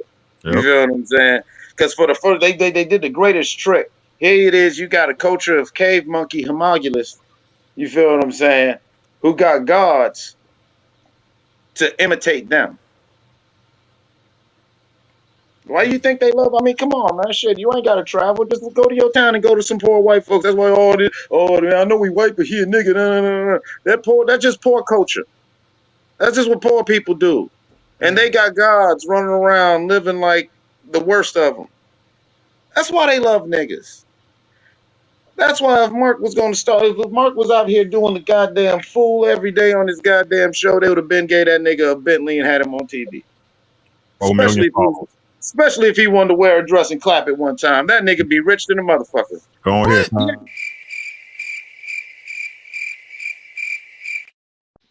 Stop it. See, look, you silly. This nigga, that shit ain't gonna never happen. Dude. Right. Exactly. And so you're gonna have to go that much harder for yours. Because just because you're not gonna do that, these motherfuckers at every stop where they're testing you and trying. My G, if I talked about Wilder and Fury every day, my numbers would be up. If I talked no doubt. If I talked about Crawford and Spence every day, the numbers would be up higher. But that's a whole nother conversation. Go ahead. What was you about to say? No bullshit though. You know what I'm saying? Like he right with what he's saying, but in my opinion, I think a nigga gonna be the Black Messiah.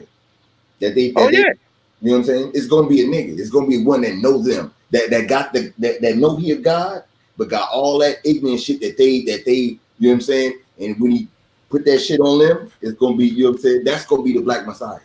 You know what I'm saying? Someone that know what to do, know how to handle. And you know what? You know what I'm now saying? you picking up what I'm putting down. Now you picking up what I'm putting down, my guy. I fucks with you that long way, my bro. That's what I was getting to. You know what I'm saying? People though, that's why they fear. You know what I'm saying? They loved hip hop. It was cute. And then they saw they little kids grabbing their dick. Call themselves niggas. They saw little Amanda backing it up. What's Tom Hanks' son? What's Tom saying? They saw Killer King Furious on the mic and shit. You know what I'm saying? Yeah, exactly. Yo, man. Yo, they saw their daughters bringing home some. You see, I ain't say his name earlier though, right? You see, I ain't say his name earlier because my mama say, "Boy, if you ain't got nothing nice to say, well, baby, don't say none at all." I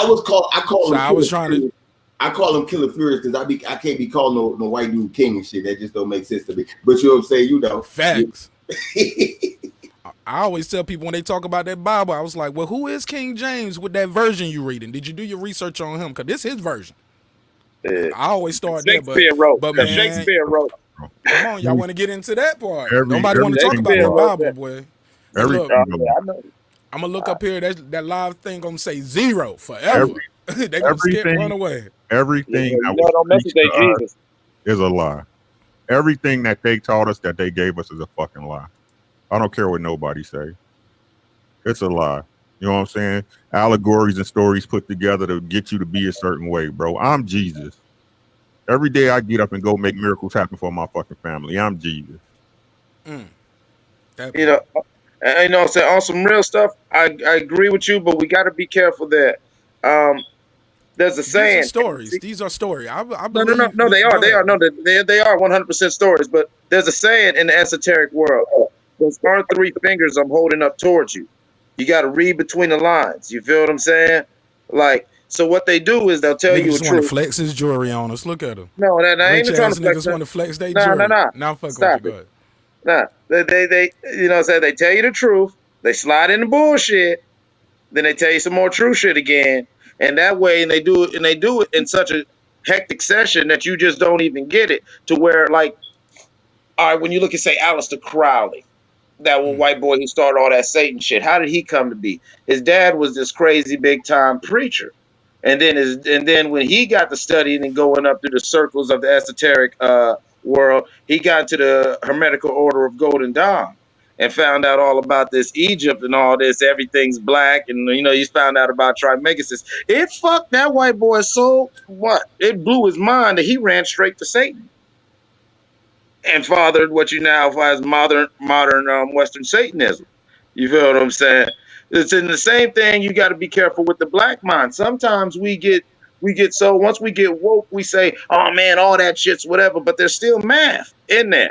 But Yeah, you got to be able to. You got to have what the Christians have, discernment, and be able to weed through the man. bullshit. Because, like I said, we're indigenous people. Indigenous people naturally were literal, so we have to retrain our minds. Like the brother's saying, it's gonna take a nigga to be the black messiah, because you're gonna have to untrain our minds. We got to see through their cynicism, their double talk, their satire and sarcasm, and all the little tools of rhetoric and grammar and language that direct speaking indigenous people really don't use. This is how they've enslaved us. This is how they did the world. Like, look Even now with the laws, that's the law is not exactly, written and contracts aren't written easily to understand. And even with the exactly. laws they do, they always But try to sandwich other things in. I DJ, man, and that's what we call no doubt, sandwiching. no doubt. We But play that's you a hit. I play a new guy you probably never heard of, or a song we trying to make a hit, and then we play another hit. It's called But I get you. Go ahead. It's the same way how they got us to hate the police. We had a thing of F the police, that we had that as a way. Then we started becoming I gotta disagree with you on that. I think when we were saying fuck the police, we've been saying fuck the police for a long time. but people. That you was let, just you nigga let, just had a record you let deal me finish when and when you'll understand nigga. what I'm I'm sorry. saying. I'm sorry, but I just had to disagree with that immediately. I'm sorry. So like I was saying was that we was like F the police. Then we start taking offices and running for senates and things of that nature. We start becoming powerful in doing that. We start having our Black Wall Street. We start having offices and running things. So they wanted to push the F the police part so we don't ever become anything of power. We don't become anything in office. That's why they killed so many of us, even in North Carolina and South Carolina, where we were the ones who was running office. That was the whole purpose. And then they hid it under, oh, well, it's okay because y'all don't like the police anyway. So the police worked with the system and made it a whole bunch of BS to hide their criminal crimes. For it's the same way they did now. They ran in there because they're mad about a vote, a system that they created. Well, they're Then not we mad turn about it. I around. just want to I want to introduce King Asia Math to the panel real quick. But sir, I gotta disagree with you.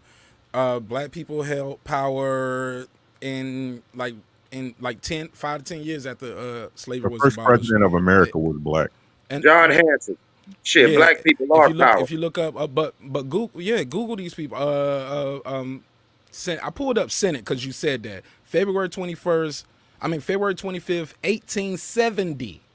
Yep. Hiram You Rhodes had Revels two black was senators. seated as the first black member of the Senate. People were saying fuck the police before then, and we've been saying it since then. So I just got to disagree with you on that. It's always been a problem with the slave patrol and black people. Oh yeah, man. And that's what they are, and that's what it originates from. So it's always been there. It wasn't. That was before, during, and after Black Wall Street, and Tulsa. They dropped a bomb on a city of black people. Never forget the first time bombs were ever dropped on U.S. soil was the United States Army Air Corps.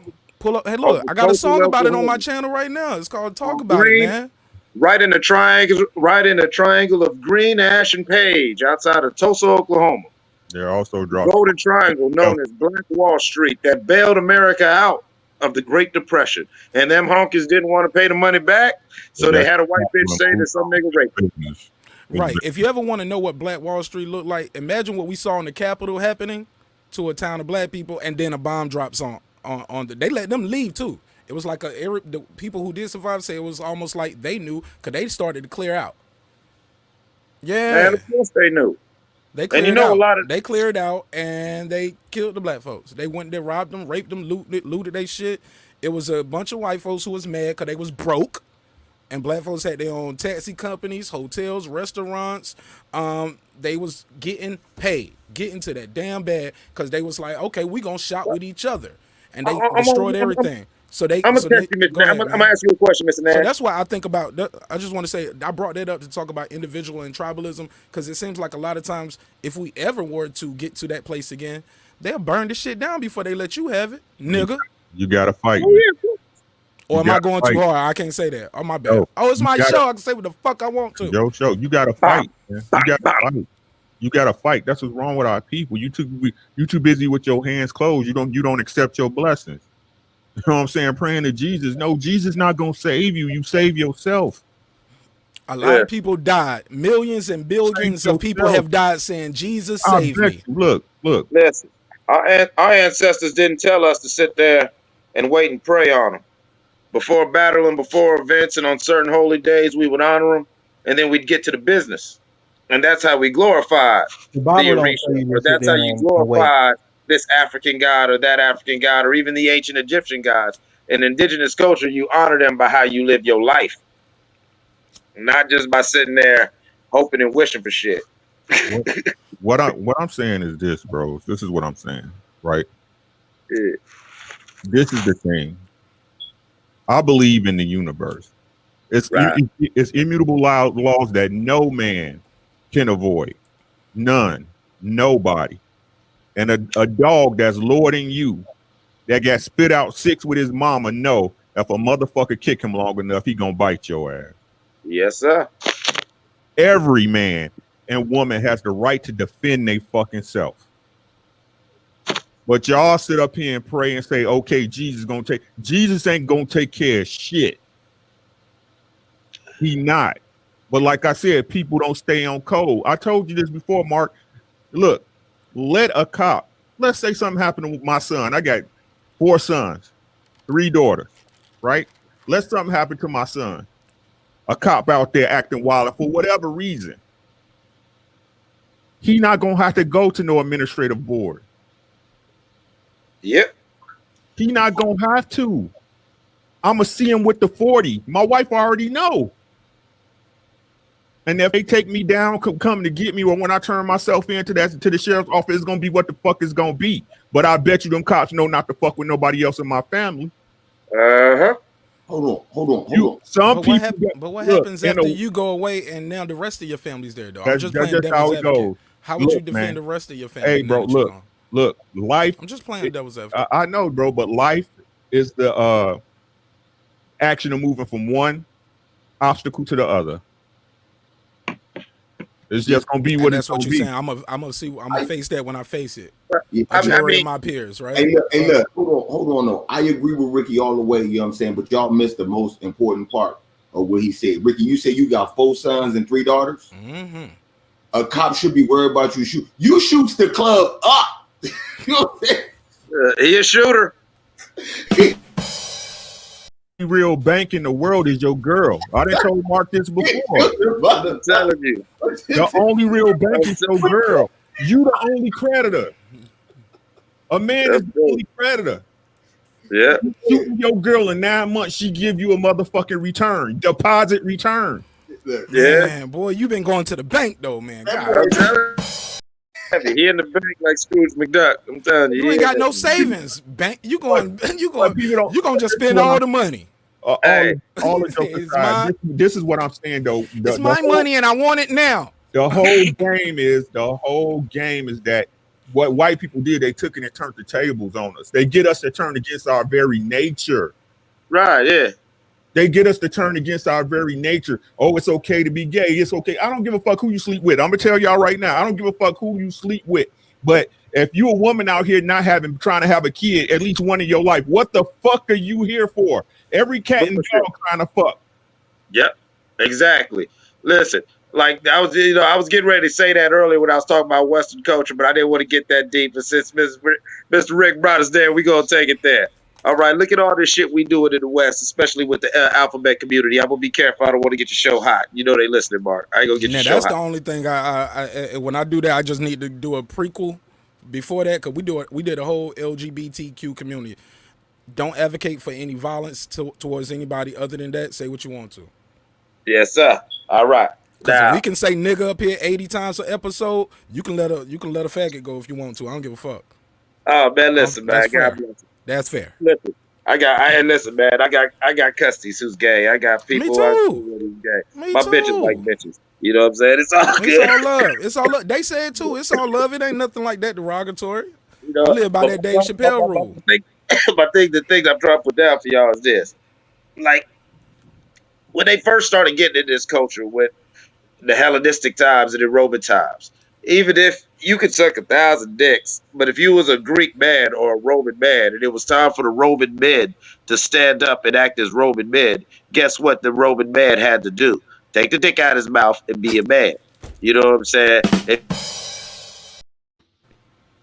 That's just the facts. Look at here. I mean, that's how they lived. But now we in this culture where people still have to have a seed. Right, Thank you. Exactly. That's my point. You feel me, Rick? You feel me? That was my point. You still had your duties to society as a Roman or Greek man. And now that we're in this new version of Rome, now we got niggas believing that they don't even have their basic human duties to society, which is to carry on the genetic motherfucking information and try to set up their progeny with a better chance of success than they were set up with. Those are the most basic rudiments of any.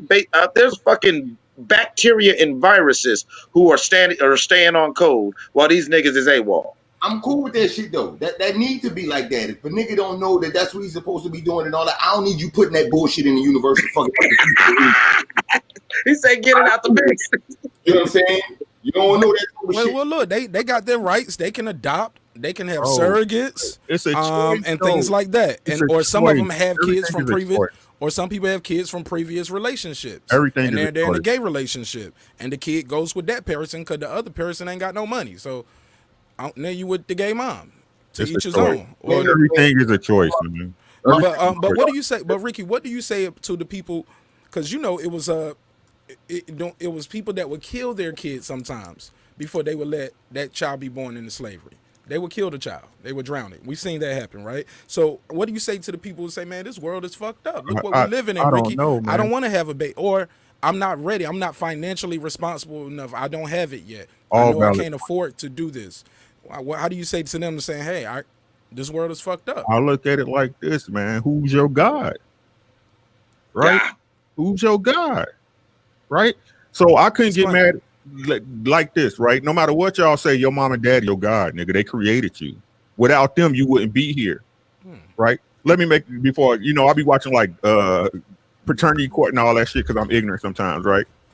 And these girls and these sons, y'all mad because y'all daddy or whatever. Shut the fuck up, right? If your daddy had fucked your mama, you wouldn't be here to complain. Shut the fuck up, right? I just wanted to make that point. But I'm saying like this. If I feel it's a God in the sky that look over everything in all creation, it's something that popped and made everything happen, right? If I believe that, then I can't get mad if I walk outside and get hit by a car and it's a wrap, right?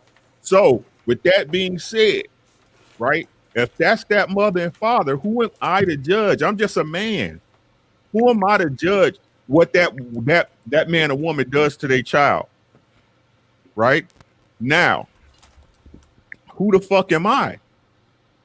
Am I judge and jury? I can only, they not harming me. I know that's crazy to think, but my life, for me, the pursuit of happiness is I am able to find whatever I want to do as long as I'm not hurting Supreme Beast Boxing or that guy Clips or King Angel Math or Star or Mark. That's their child. That's their child. Am I saying it's right? No, I'm not saying that. But who am I to judge? I will say that I'm very easygoing, but I am the type of person there's two things I really do judge human beings on. It's how they treat children or how they treat people in general when they have the advantage.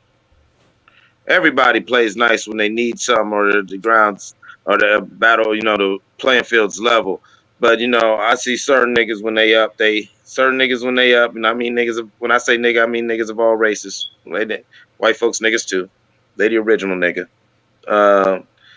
But yeah, I think that you do got to give a damn about how I want the best, and I want the best blessings from Nash's God to bless on to Nash and Nash's family, because you know what? His seeds one day will affect my seeds because they may interact. You feel what I'm saying? Like, and that goes back to what he was saying about individualism versus tribalism, but we lost our rites of passage. We try to come up with it in this new culture of ours, but then, like you keep saying, Brother Ricky, we don't stay on code.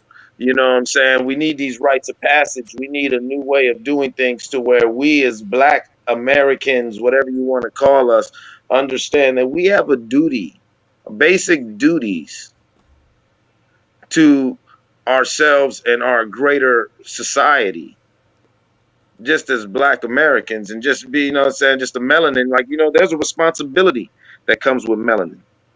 You feel what I'm saying? Especially nowadays, since, it's such a high commodity, they want us out of here so bad. I mean, they selling us on eBay, man. I'm telling you, we hot out here. You feel what I'm saying? To quantify, I was answering Marq Nash when he was saying that the baby's in slavery, right? Yeah, that was good. I ain't talking about right now. That's different. You just OC. You know what I'm saying? I'm talking about in slavery. You know what I'm saying? It's like, if you out here hurting the baby right now, I use that as in you would rather, you'd rather not have a child than to do that. Now I get that, and that was no, I like this answer. But okay, let me say this: the phone lines are open. If anybody want to call in, I know I have some people that listen on Facebook, and other places. And just for future references, the phone line is on the screen. Last 30 minutes of the show, I'll take some calls if anybody want to pull up, ask these gentlemen anything. King Angel Math just joined the panel. The phone number is 470-705-9507. Again, that phone number is 470-705-9507. King Angel Math, you want to add anything? We've been talking about a plethora of subjects today. And we went from a whole bunch of jokes to a whole bunch of real shit that quick. So you want to add anything? I don't know what you missed, or you can jump in whenever you feel like it. I just wanted to introduce you, and you can introduce yourself. Oh, yeah. King Agent Man. Salute to everyone on the panel. Salute to everyone listening. I'm just coming in, just absorbing some knowledge, listening to different perspectives. And like I said, it's kind of like went from here to there. It was hard just to jump in and give some feedback, or just my own perspective. It was a question just from me listening to all the topics that have been being discussed, and it's a question, I just hope no one overthink it, and might come off kind of corny. And this is not a challenging question, just off the top of y'all heads. If you had it your way, what is the bottom line for us as melanin people? When I say bottom line, what status of life for the masses? Sovereignty in this and all worlds. Not a sovereign citizen. Sovereignty. Right. The difference. Yeah, I get it. No doubt. And as I'm saying, yeah, everybody, we understand that is our natural state, to where, if somebody want to go left or go right, they understand that you're going left or going right. This is the code. Move forward. We move as sovereign citizens, melanated people of the world, not just America. And that would be in one region, or it just be, you know, everyone's Melanated where they people of the world, not just America. Melanated people of the world. I mean, we got to start somewhere. And I'm speaking to the brothers in the panel. I'm assuming we're all Americans. I'm assuming. You know what I'm saying? And so, yeah. But nah, you know, the end goal, to answer your question, the end goal and what you think people want to see or whatever like that, I would love to see us as a people truly move with that spirit, you know. That truly, you know what I'm saying? Even if we're not there yet, everybody move with that goal in mind. and this will be done under the infrastructure the Europeans have come to colonize in the regions, even in Africa. Oh man, yeah, I mean, slowly but surely it's going. I mean, first of all, like, you know, like we were saying earlier, you can't deny the presence. So I really do think if you got enough of us who was really on it, we don't have to even make too much of a public display. You know, Tesla doesn't even make commercials. Tesla just makes good cars that people talk about. You feel what I'm saying? You dig what I'm saying? To where if you just had enough people that were really moving and they like, oh shit, these cats, I don't know who the fuck he is, but he's doing real things with his money. And in fact, his money doesn't even leave outside his circle until it circles around 20, 30 times. Right. Motherfuckers gonna lose their mind, and you know what I'm saying, and then you become what's called an exemplar. And you know, and then you gotta put the medicine in the candy. It's a monkey see, monkey do world. And so, of course, you're going to get a high percentage of brothers who's going to try to get on this math just to try to act like they on this math so people could look at them how people look at you. But, you know, maybe, you know what I'm saying, just maybe if they flap their wings long enough, they'll learn how to fly. If not, you know what I'm saying? Yeah, I'll answer the question, you know, that I asked. Definitely that will pretty much be my bottom line. One people, one nation. Whatever number that be. We'll just put it at 1 billion. Quite sure there's a billion melanated people, so we all in unison. But we will have to remove that infrastructure. When I say infrastructure, whatever the watering system, the plumbing system they got set up for society. Now, get this off. We're going to do our own natural resources. We don't want you controlling, hit no switches on shit that we got. We'll be like, y'all over there, we got you. But, you know, when it's time for some water, just let us know. We'll release the dams. No, cut all that shit off. You know, that's crazy. That's crazy you said that because this shit up while we engineer our own shit. I'm gonna fall back after I give you this, Asia. Because that's crazy you said it like that. Because me and my son actually have plans for when I purchase this land for our little forever home that we gonna terraform it to where we got our own fresh water. We got ways of like mini wind turbines and this solar panel thing to where that was our plan for these lands that, you know what I'm saying, are gonna get bought. Is that yeah, I don't even care if you got these things. We don't need your shit. We don't want your shit. We don't need your shit. We good. Thank you. Matter of fact, we might sell you some electricity because we got so much. It's cool. Exactly. You know? And that's the point I was getting to without being too long-winded, because it's cool to say we all come into unison, because just visual like this, like to say, I put the number at 1 billion. 1 billion melanated people come together. We are one. One for all for one. But yet we're spending the money they print. Yeah. We're still under their regime. We're still under their capitalist society. Exactly. You gotta play their game. We need electricity. We got to call on what the electric company is there with in your regions. Bag, man. But you know, we still have to bow down to that natural gas and all that stuff. So as long as they control the natural resources, they got them satellites, big brother in the sky or whatever they call them, and all that shit. I think that's another form of enslavement. So that's the point I was trying, when I asked y'all that question, that, you know, I was just trying to pick your brain to see who all would say they understand. Well, we got to remove all that shit. That's cool. We done got comfortable living under that, you know, that regime. I'm quite sure all the brothers on the panel, and I'm not counting y'all pockets, but y'all ain't say, hey, King Age, I need $5. Y'all ain't those brothers. You know, y'all cool. I'm not saying you could pull up with a Bentley or nothing like that, but still you cool. You ain't got to ask no motherfucker for nothing. You want to get to another state, you got your own resources to get that, but it's still within their regime. Right. My bottom goal is we could do all that and we ain't gotta rely on them for shit. And that's where you gotta eliminate ego, right? Exactly. That's the whole thing. That's what look, it all comes full circle. Life is all about circles, man. 360. You know what I'm saying? So this thing, right? The same thing that guy Eclipse and King Angel Math is absolutely correct, right? But it's a black man somewhere that know how to do all this shit. All this shit. It's a black man somewhere, right? But because the way we being the way we're being programmed, our people being programmed, right? That bag is what's up. You know what I'm saying? Oh, He's gonna go tell the white folks how to do it. He ain't gonna try to take it to his people. I feel you. Right? You know what I'm saying? So what people don't understand, we was supposed to live in a socialist society. Everybody, would you look at it like this? You get up and you work every day for a bag, right? You get up and go to work. Like Mark, you do your music, you DJ, right? You get up every Friday, Saturday, Sunday, doing weddings, parties, bar mitzvah, whatever. And I'm just saying in general, right? To do what you got to do, right?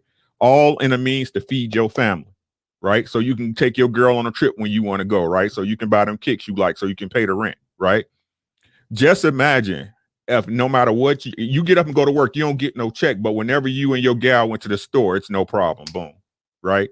You see a car you want, boom, it's there, right? You know what I'm saying? But then that will remove ego from the society, right? That will remove levels, right? It will remove poverty because we will all be taking care of each other. But motherfuckers can't let their ego go. I gotta have a Bentley, right? I gotta have that Ferrari, right? I gotta be able to go to Tahiti with my girl when I fucking want to. I gotta be able to the girls. I gotta be able to wear the Gucci and the Dolce Gabbana and shit like that. The bag is the destruction of our people.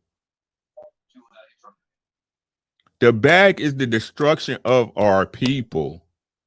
So what are you saying? We should abandon the bag? Like we need to get somebody, let's say hypothetically, somebody that the quote unquote people can trust starts a cryptocurrency and we just en masse move to that and we only fuck with that and we run up the value of that. We need to learn to move as men and women so that way we all trustworthy. What I tell you, Mark, stay in honor at all fucking times. Stay in honor. If I'm honorable, there's no need for you to distrust me, bro. You know I ain't fucking with your gal. You know I ain't sticking my hands in your pockets or coming in your refrigerator to take your meat or your ice or whatever.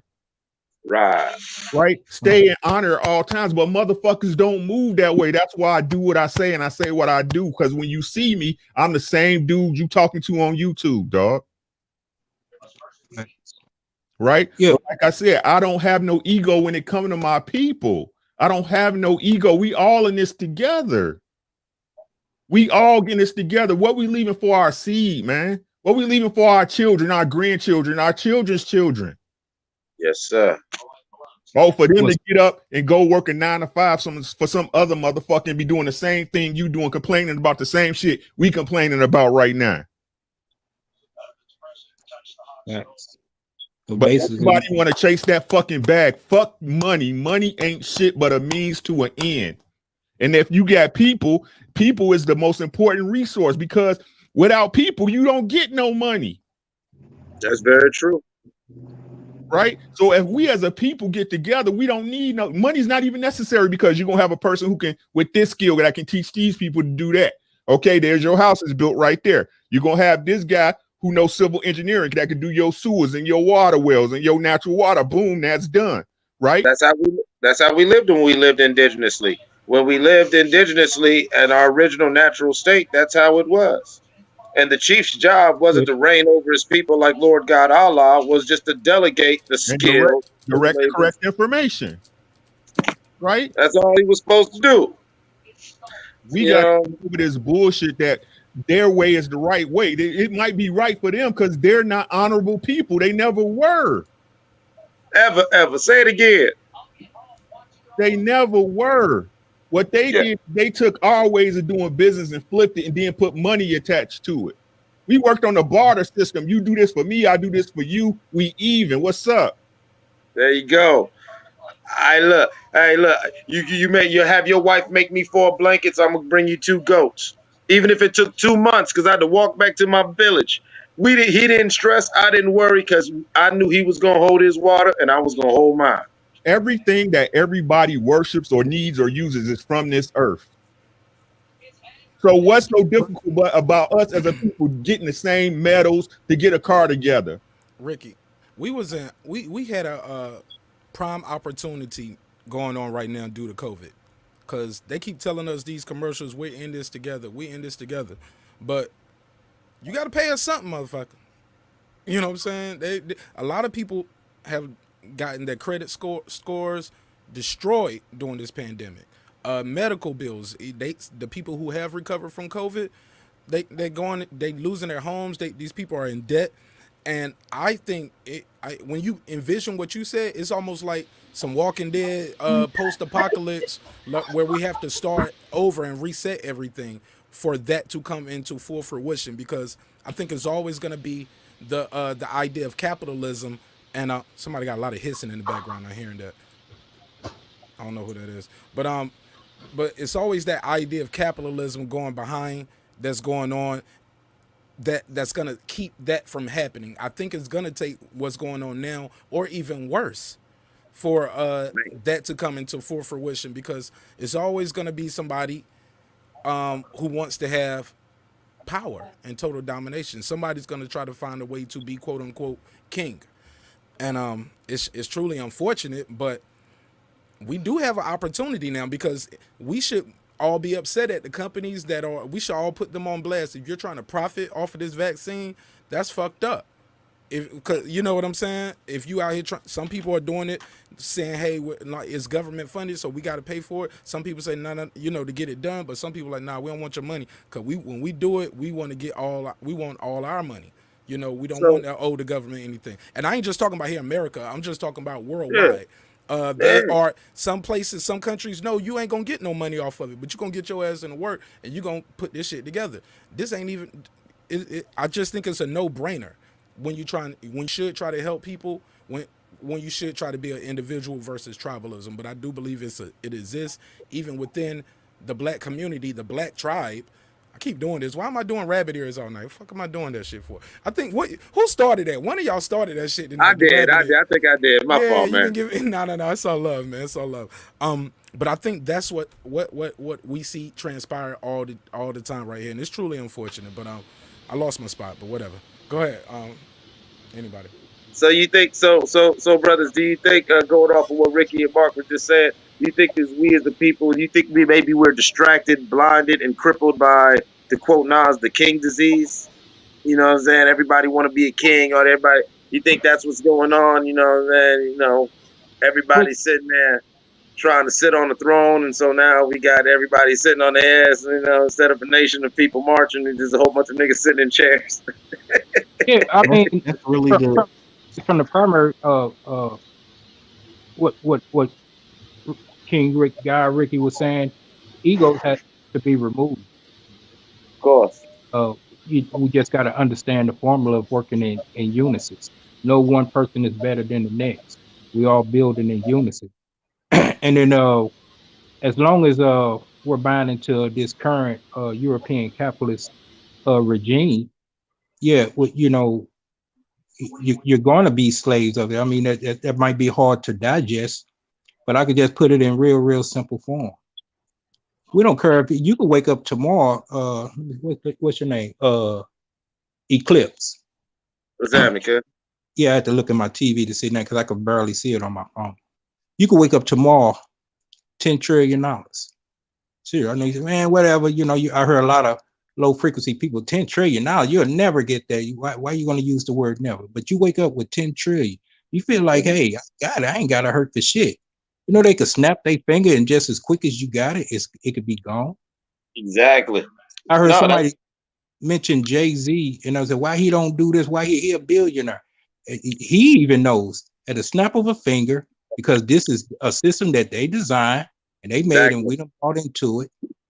He still got to, tap dance and tightrope and all that. If I want to still live in this mansion and all this, because it's under their regime, this is under their currency program. Making Yeah, abracadabra, all this shit. right. It's like But it's like long as he playing, it's like fighting Freddy Krueger when you sleep. You know what I'm saying? And when you in the dream world, this nigga can control everything. You know what I'm their saying? system, yeah, it's gonna be some melanin people that's gonna come in and live the good life, but it ain't gonna be all of y'all. It's gonna be a select few, and they monitoring the numbers. They wake up and see, hey, over uh 20 million of melanin people and hit the $1 billion status. Oh no, that's that. Yeah, then it's gonna be chaos. The system Oh is not designed for that. man, that's the realest dope ever. I'm trying to tell you right there, man. Let me, Listen, real, you real get quick. a million, you get 20 million black people with some money. All of a sudden, money ain't money. Exactly. Hey, real quick, let me run through a couple of these super chats, man. World Combat Sports, he said, Marq Nash, Mighty Monday, the best in the game. Let go. Appreciate you, and thank you again for your support. Thanks again for having me on with Tay Jones the other day. Man, we was talking for a while, bro, and we was there, man, like 6 hours, man. It was a good show. He was there all night answering all questions. We kept trying to end the show. He was like, "No, I'm good. What up?" I was like, all right, cool. I was blasting the link out. So shout out to you. Shout out to Tay Jones. Shout out to She We Here. She We Here. You got two things pulling up right now. I see you on the screen, but you got another one popping up. I don't know if that's you or you clicked it twice. If so, remove one of them because you're going to have an echo. Thank you. So this is the one. I add this one in. Thank you. Mike on Sports. He said, Mark gave a nice donation. I appreciate that. He said, salute to my guy. Bands on Bands said, great show. All right, with that said, let's keep it moving. Yeah, man. I wanted to jump on, pretty much that's why when Ricky was talking about, how we keep running this little race, that's why I be telling guys to get life insurance, man. I kind of promote that on my channel. A dude named Alonzo Hall, I was talking to him one time. He was on somebody else's channel. And me and him clicked because he started talking about certain things with life insurance like I had. And I knew that certain things he was talking about was true. And I was telling guys, I'm like, man, why nobody ain't fooling with this dude? Even he giving out free consultations, everything. I'm setting up my consultation what I can do with him. I got 3 life insurance policies on me. When it come down to it, like I'm putting my kids in position to be good, man.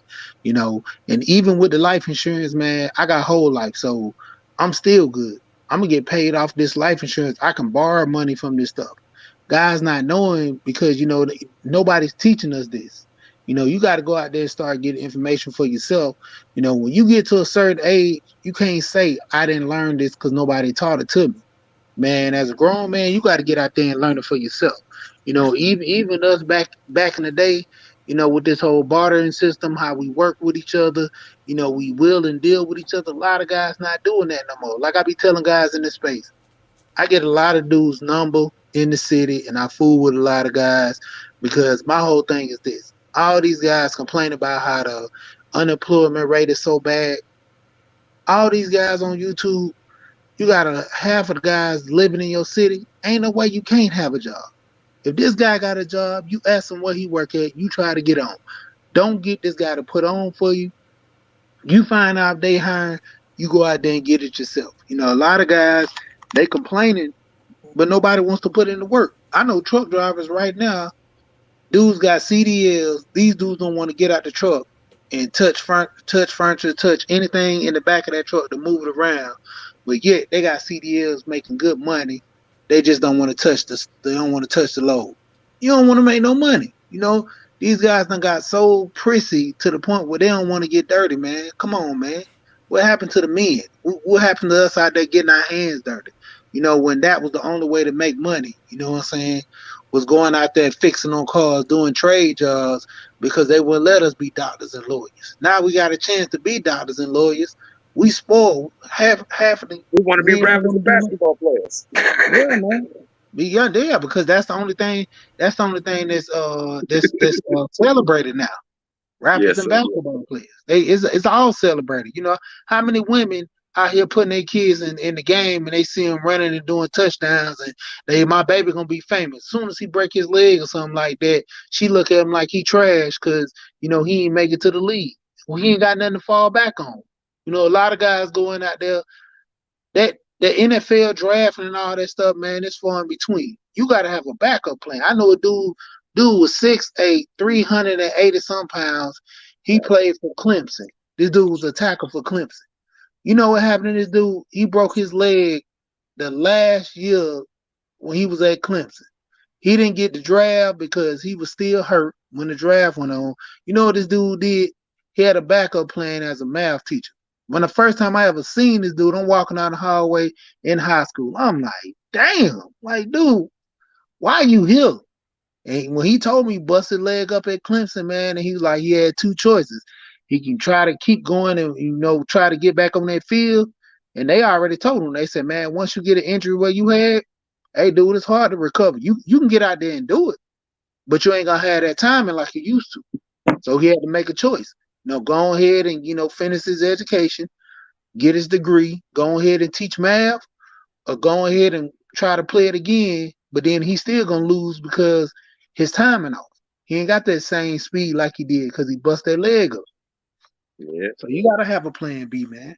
Boxer Tay Jones was talking about his plan B. A lot of people don't know he's a math teacher. So when you see Tay Jones out there boxing, he ain't no dumb jock, man. Very well-spoken, articulate brother, and he's good at math. He can help you with your taxes. So,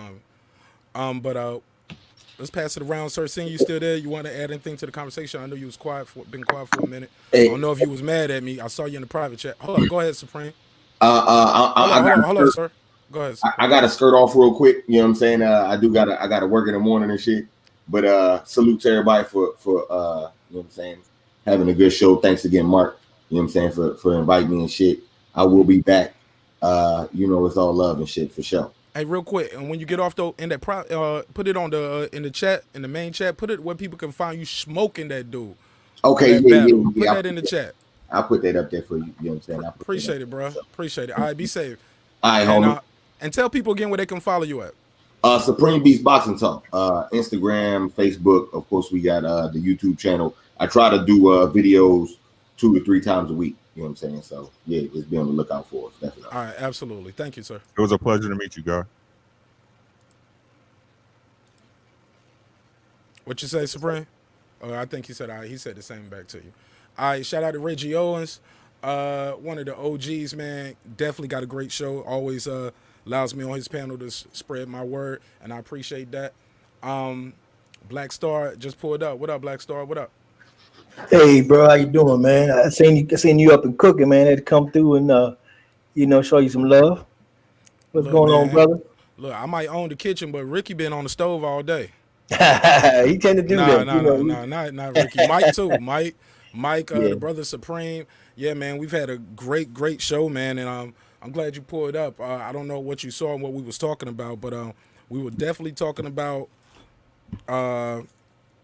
individualism versus tribalism and what actually holds us back as a black community or as a community as a whole. And like I was saying, Ricky, you want to bring up that example again? Want to fill them in where you was at as far as like what would work instead, you know, taking out money as a whole and look at it more as, I guess, how you call it, like a barter system, kind of almost? Yeah, as far as, for lack of a better word. Go ahead. No doubt. And peace to Black Star, my man, my mellow. How you doing, brother?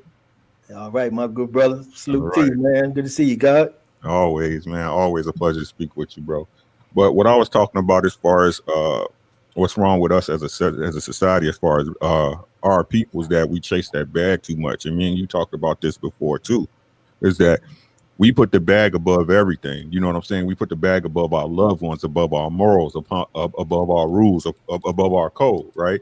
Whereas if we dump that bag and learn to actually be able to, if everybody stood in honor, if everybody moved in honor, and you know that this brother or this sister was there with you in raising your family as a community, the way it used to be, right? Back in the days, right? That, and you knew that, hey, if I know how to work on cars and this person knows how to build houses, we can exchange labors, right? Or if my wife knew how to sew and his wife knew how to make soap or whatever, you know what I'm saying? Just as far as different services, different products, and you eliminate the bag, and if everyone remained in honor, individualism wouldn't be needed. But that requires the elimination of everybody's ego, but the money, the chasing the bag Is all that is ego, because you want to be better than the next person. You want to have a shoe, you know what I'm saying? You want to look better than the next person. You want to be more comfortable than the next person, whatever. So that's the reason why nobody can, our people as a society can get together, because we always trying to be better than the Joneses, or trying to one up each other.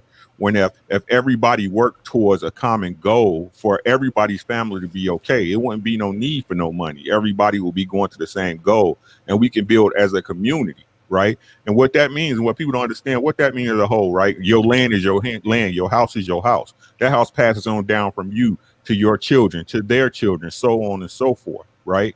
Whereas now, if you get a house, even now you pay for it, it's on your land, you still paying taxes to the game.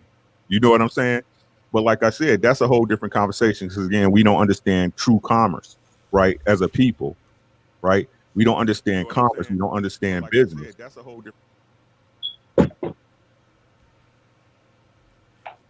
My bad. That was me. I was making. Hey, somebody just tried to call the line. I don't know who tried to call, but you can call. We'll take a couple calls. 470-705-9507, 470-705-9507. Just call in and we'll get you on. You can talk to the panel and put your thoughts in. But basically, yeah, that's where we was at, Black Star. What do you think, the individualism or tribalism? What is the bigger problem, and what is the bigger solution, more importantly? Yeah, man, that's a pretty good one there, bro. I gotta admit, man. But I feel like it's a mixture of the two, because it's like the individualism is like a byproduct of the tribalism, because most oftentimes we only want to be the best out of us. Like we okay for seeing a white guy down the street get the brand new ride and the new cars and everything. We can live like that. But if we see one of ours get it, we go right to competition. Oh no, wait a minute, what he got that? I got this, you know what I'm saying?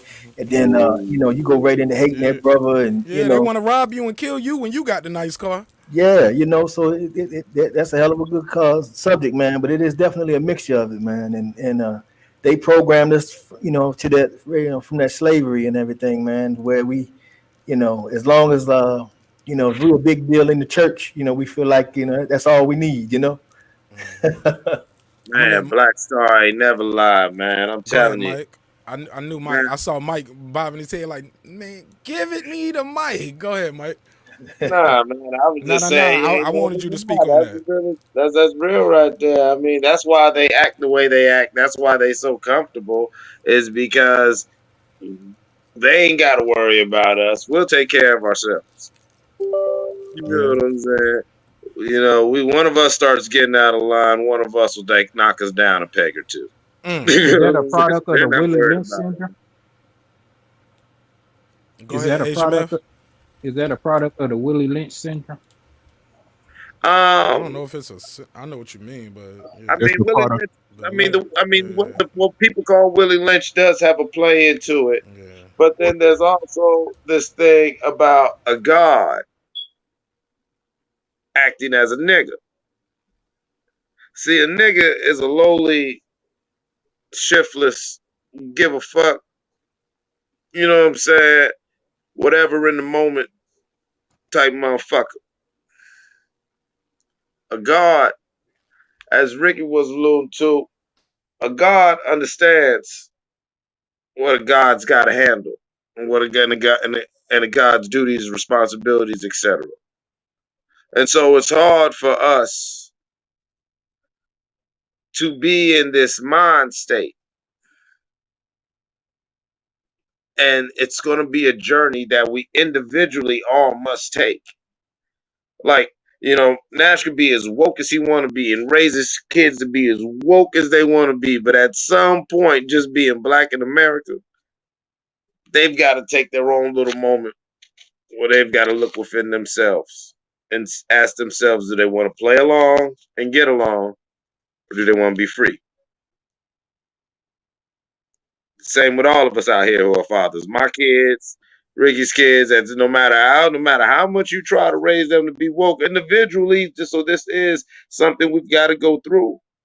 The tribalism is we really need to start honoring and upholding and supporting those of us who got free, especially those of us who are free and are trying to do the things that we're saying in the math.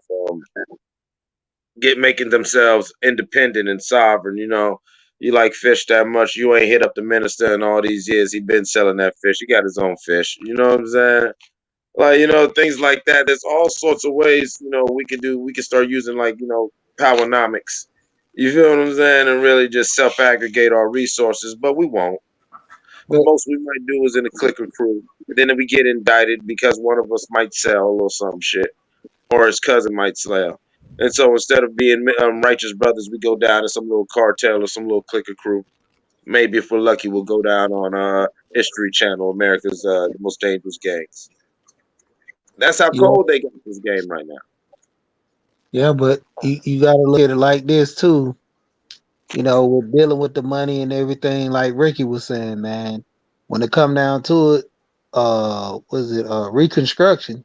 That's when we was doing the most. You know what I'm Yes, sir. saying? We was working with each other because we had no choice. We couldn't focus on nobody else but ourselves. You know, when we had that little piece of land we took that land, did our crops. That's when they came us with this crop there, I can't think of the name of it right now. The sharecropping.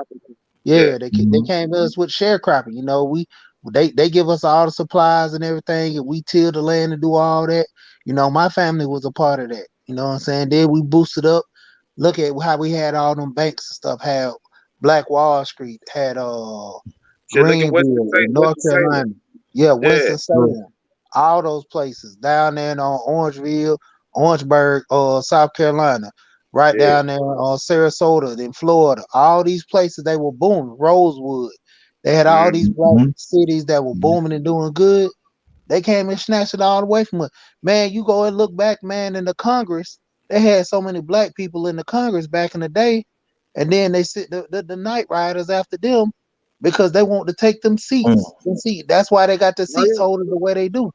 Yeah, that's why. No, that's why that's how the Democrats became so southern and whatever, and later now became what you now call Republicans. They used to be Dixiecrats in the '60s, and Kennedy flipped them to a People's Party. You feel what I'm Yep. saying? But yeah, that original stance was because them white folks didn't like seeing all them colored them nappy heads up in the Senate talking So what about it sound like? you got me right So, today so, from rope. What the white boys are saying. so what No, it sounds like they were able to achieve what they achieved through violence is that's the means to the end of their regime is with violence. Well, see, yeah. but that's dangerous because I do believe that might be the only recourse we're going to get pushed. I do believe. I'm not saying only. I do believe that we might get pushed to that eventuality. However, violence begets violence. Right. Now, I'm not saying advocate it. I'm saying as a defense. Yeah, but you know they changed it up too, and like my brother she here was just saying about how we came together and did it, and that was natural for us at the time because we had a mutual oppressor who was alienating us, so we had to come together, and it was a natural thing to do because we could only deal with each other.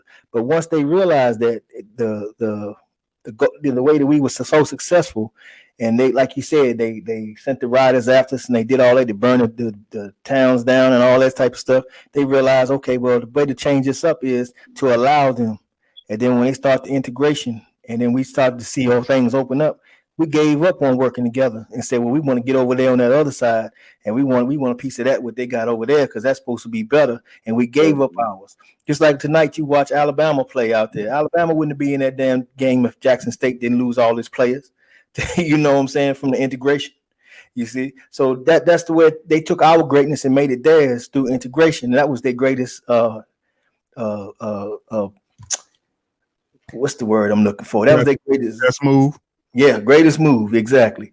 And that to this day has broke us to our knees because we had a lot more. Even as I can remember as a child, man, we had a lot more unity. Now you used to be able to go around to places and you might not know nobody. You be like, "Hey, bro, what's going on?" Hey, partner, wait, hey, right, what's up, young blood? Now, if you look at somebody and you pop the fist up, "Hey, bro," he look at you like, "Hold on, do I know you?" Let's rob this dude. Yeah. So we looking at each other like the enemy. It's something, man. But they really did that to us, man, and we got to find some way to restore that among ourselves, man, because You know, if we don't come together, man, we is easy pickings. Then you got the president, just he ain't even got sworn in yet. Then already had the balls to put together the so-called leaders and talk to them like little kids and tell them, look here, y'all gonna get in line. Y'all don't question me on what I do. I'm this and I'm that, and y'all get behind the Latinos because they gonna be the majority, and y'all gonna have to this and that. Man, what type of man? That's the same dude that say you're not black if you don't vote for him, right? Exactly. I told y'all. But hey, what people don't understand, you change a thing's belief system, you don't have to enslave it. You don't have to do nothing. It's gonna pass down from mother to son, mother to daughter, mother to son, mother to daughter. The work is done. That's What why was the name? What was the name of the first ship to bring the slaves in 1555? Jesus, The good ship, Jesus. right? That's why I tell people all the time, man, you're not grown until you fix your own programming, bro. You still a kid, you still a minor. You must learn, unlearn. Then you can finally think. And if Because I people always knew how powerful their minds were, they'd be more mindful of the way they think. Everything starts. Everything you need. Your whole reality is behind your eyes and is between your ears and behind your forehead. yeah. Mhm. Because I always tell Everything. people now, man. I tell them, I say, man, oppression's on autopilot for us because they don't put it in our heads so long. We hate each other. You know, And you you got don't. people coming in the You hood, don't. they don't want to fool with each other. And you don't know no better. You just like a little kid that who just keep peeing on the floor. You like a puppy who don't know where to piss at. You don't know no better. Yeah. Well, see, it's like it's real smooth because if I told you that there was a city where these people had the best dope and so much of it that they give it away, that we could take their dope, step on it, 1,001, put some food coloring on it, and sell it to them at a markup, you'd be like, this nigga crazy.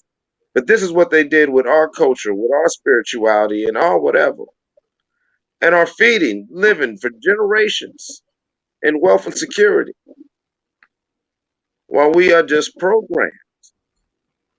Movies and actors, man, they take all the actors, the rappers, they get them these big old contracts and stuff like that, man.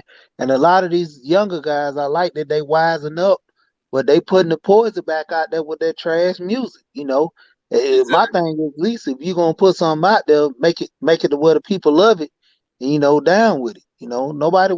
There's only so much of that trash that people gonna listen to, even with the R&B. Just like I heard comedians, they all joke, but it's true. You got so much raps telling you to cheat and do all this stuff instead of making like the old school with making love. Then even when Dave Hollister, D'Angelo, when they was coming out, they was all talking about, dealing with women and, loving and stuff like that. Now everything is all over sexualized to the point where, hit it and get it, Yeah, all they type don't of make stuff love, like they that. make love. Yeah. Make a baby and run. They don't promote you if you say anything positive. If you got something positive to say or you want to do something positive, they shun you and try to bury you under. If you're doing something negative, then they put you on front of every camera and every stream and everything because they want you to promote negativity. If you start promoting families working together, then the barter system can work. If you start But putting like families working together, then you're going to start teaching your son and daughter how to do things in the house. You're going to start teaching them how to make things of their own. They're not going to chase these things that only steal money from you, and then it's worthless. We're not going to buy cars that are $1 million, but it's only worth 250,000 as soon as you drive it off the lot. You're going to get a car that can fit your whole family in, that last and go up the street. Guy Ricky, what are the main tools, instruments, or resources you would say that the Europeans use to change the belief system of the melanated people as a whole? Money, first and foremost. Media. That's why I don't believe nothing. That's why I don't believe nothing the news or the higher ups tell me. You should take everything with discernment. Everything should be discernment. Everything should be questioned. And the problem is, like I said, this society, they're getting it to the point where you can't question nothing. Nope. You can't question. Look at the way. Look. They setting the stage. They've been doing. Y'all got to understand. These people playing 50 and 100 years out. Yep. Thank you very much, Brother Ricky. And that's back to my point about 3 fingers they holding up towards you. Yes, these white folks is looking stupid, but be careful. That's why I said, like I was telling you the one time when it was first popping, black folks sit this shit out, and we better just be watching and taking notes and getting our house ready. Because as they clamp down and go off this and start changing these rules, y'all old enough, everybody in this panel is old enough to remember how things changed when GW signed that Patriot Act. Whew, man. Oh, yeah, definitely. All right, I'm gonna just let y'all talk now. Hey, No, with that said, let's go around and get final thoughts. You can reply to that, but let's go on. We're gonna wrap this up. Let me go. I'll go ahead and start. Yes, sir. You know, you gotta look at the whole thing with Lyndon B. Johnson. How he was saying how he gonna have, us voting Democrat for so long. He already had this whole plan to change the wording around. You can't run around and yell niggas this, nigga that. You gotta start yelling, criminal, thug, change the words up, those people over there, they that's what media do, man. It's indirect. Just like I was listening to a guy, he was saying when you go to fill out a application, they always tell you use black ink, for the federal government. He was saying when you go in there, use blue ink because automatically that black ink lets them know you're a black man. It's like coding. We don't know the whole thing with the certain code switch. We can code switch with each other, dealing with certain things in our community, but they have a certain code that we don't know because we're not privy to it because our skin. So, my final thoughts, man, move as one, man. Work with your kids, get that life insurance, man. Plan for the future because you might not be around to spend all that money, because even with whole life insurance, like I say, you can borrow off of it. When you get of age, man, pull some money out, do some things to the house, fix some things up. Ultimately, whatever's left in there, that go to the family. Have a will, man. Have something set up into a trust to where you can have the money delegated to your family. And just, I'm going to leave y'all with that. Man, I'm gonna say what I always say. Take care of yourself. Ricky, I want to reply to something she said real quick. Didn't they steal the Michael Jackson catalog from him? Didn't the lawyers come in and say that ain't that nigga signature? We got a different will. And they won in court. That's probably. I think they stole Prince shit too. Like Prince wanted his music to be in the M&M's commercial. Hold on, Nash. No, I'm being facetious, of course. The black pharaohs buried themselves in elaborate tombs with booby traps and curses and whatever, and they still dug them niggas up, took their gold, grounded their bones to dust so they could get high.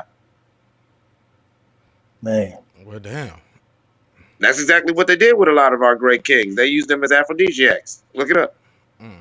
Well, it sounds like we is just gonna have to use that type of violence towards them to restore order. Sad to say, once again, I'm not advocating it, but I mean, I listen to everything. There's no logic or reason. Eventuality. It's an eventuality. Right. Power is not handed down. Like me personally, I would hope and I would like. But just me knowing human nature, and then me knowing the nature of the type of humans that we're dealing with, it's a bully. You're gonna have to beat his ass. You're gonna have to beat his ass, and it's messed up because it's a bully with some cousins, and it's a little gang of bullies out here. So you're gonna have to fuck them all up, right? And they gonna have to know you ain't because I wouldn't say kill them, but you're gonna have to hurt them. Right, you have to demand the respect, and that's not right. Exactly. You're gonna have to reach deep inside of them and pull some bitch out of them, and and put it out display. That's the only everyone knows that you the one. Can I ask y'all a question once again? Do not feel insulted by the question.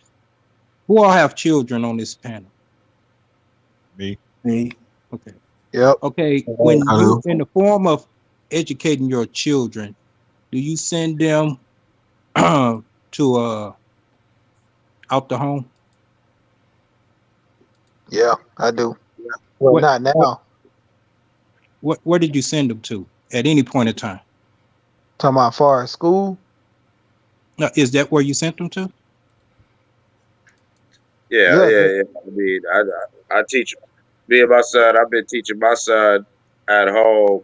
Right now, he's doing homeschooling, over the computer and stuff like that. But yeah, I had him up in the public schools. But yeah, I tap in with him and see what they be trying to expose them to. And so far, so good. I'd like to report. Right, and that's cool. That's that you got right to the point I was at, Eclipse. Well, I Well, heard the you got to one word. check it when you send them out there. You got to make sure what the hell. Right. Yeah, but I They don't noticed have it y'all fast. chose to use the word school. I have my daughter, one of my daughters, sitting right next to me. Indoctrination. Now she's going to tell you what definition she has for that place that y'all call school. Okay, now you just listen to her real quick. Huh? Let them know what you call that school. You say it in the sentence. I call that school, or what I go to, an experimental institution. What she said? Experimental institution. Yep. Very astute. Very astute, young queen. Never got. I was trying to ask Sheet the question though. I was like, yeah, man. Like even when you go on, they can find a way to try to steal the stuff sometimes. Like how do you lock that in so the lawyers don't go in there and rob the tombs? So to use Mike's analogy. Okay, well, this what I just actually learned, and I'm in the process of doing it. It's called, I think it's called an irrevocable trust. So basically, with this irrevocable trust, you get it signed and everything dealt with a lawyer, to where like a will, everything still got to go through probate for that will with the judge and all that. But with the trust, it's strictly with a lawyer, and if they want to contest it, they can take it to court. But it's not on your dollar; it's on their dollar. So basically, in a sense, with Michael Jackson, well, Michael Jackson will got signed and dated and everything. It was to the point where they was gonna get that money regard. I mean, they was gonna get them songs regardless. You Oh know, yeah, but it can be this they had catalog. they had the mama, the daddy, and then next was the kids, cause But Mike had them kids. not even. I ain't even just talking about the song. I'm just saying the will in general. They said they had a whole nother will and they But won in court. that's what I'm telling you. That whole nother will produced them to get the money, and they get the songs. See, that's all they was really wanting. Cause basically, you gotta understand, he had to beat his catalog. Yo, the thing with that is people don't understand public and private, right? People don't understand that the courts are not courts as you believe them. They are. They are administrative. They're administrative courts, basically. For Mike stuff to work the right way, if you have a bona fide will or in trust, a true trust does not have to go through probate. But if you present it to the court, it's going to go through administratively, right? They were supposed to take that.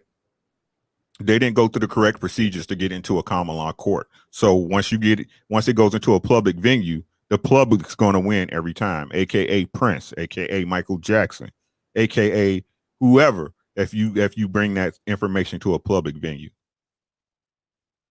Yeah. So right, Ricky. That's that, and not to shame anyone that took that route. That's why I don't subscribe to the society beliefs of the marital system. Right. Because once again, you're going through that court system, and they It's say, "Oh, you're involving us?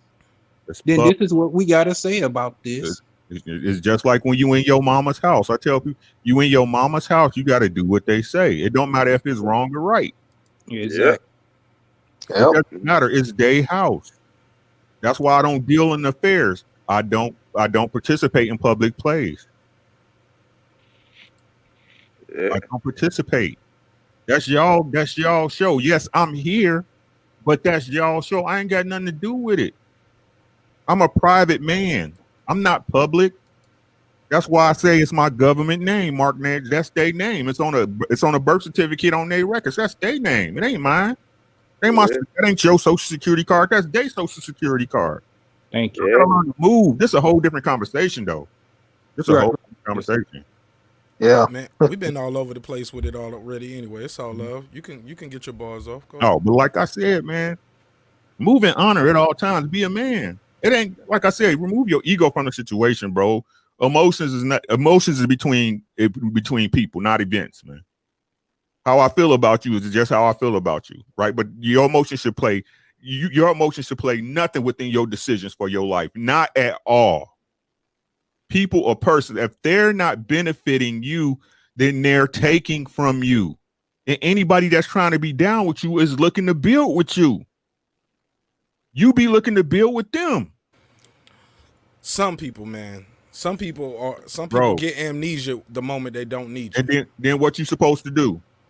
I put them in the freezer. Bars. That's Did you see what I did right there? Ooh. It's simple. You know you got that. You know what I'm saying? But like I said, man, it's simple though. In these times right now, man, if you need to do three things, man. Take care of yourself, take care of your family. And I ain't talking about just I'm talking about your family, dog.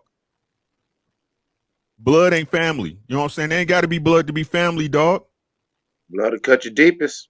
Man, I get more support off the people I know on YouTube for my YouTube channels than the people in my real life besides my wife, dog. What's that telling y'all?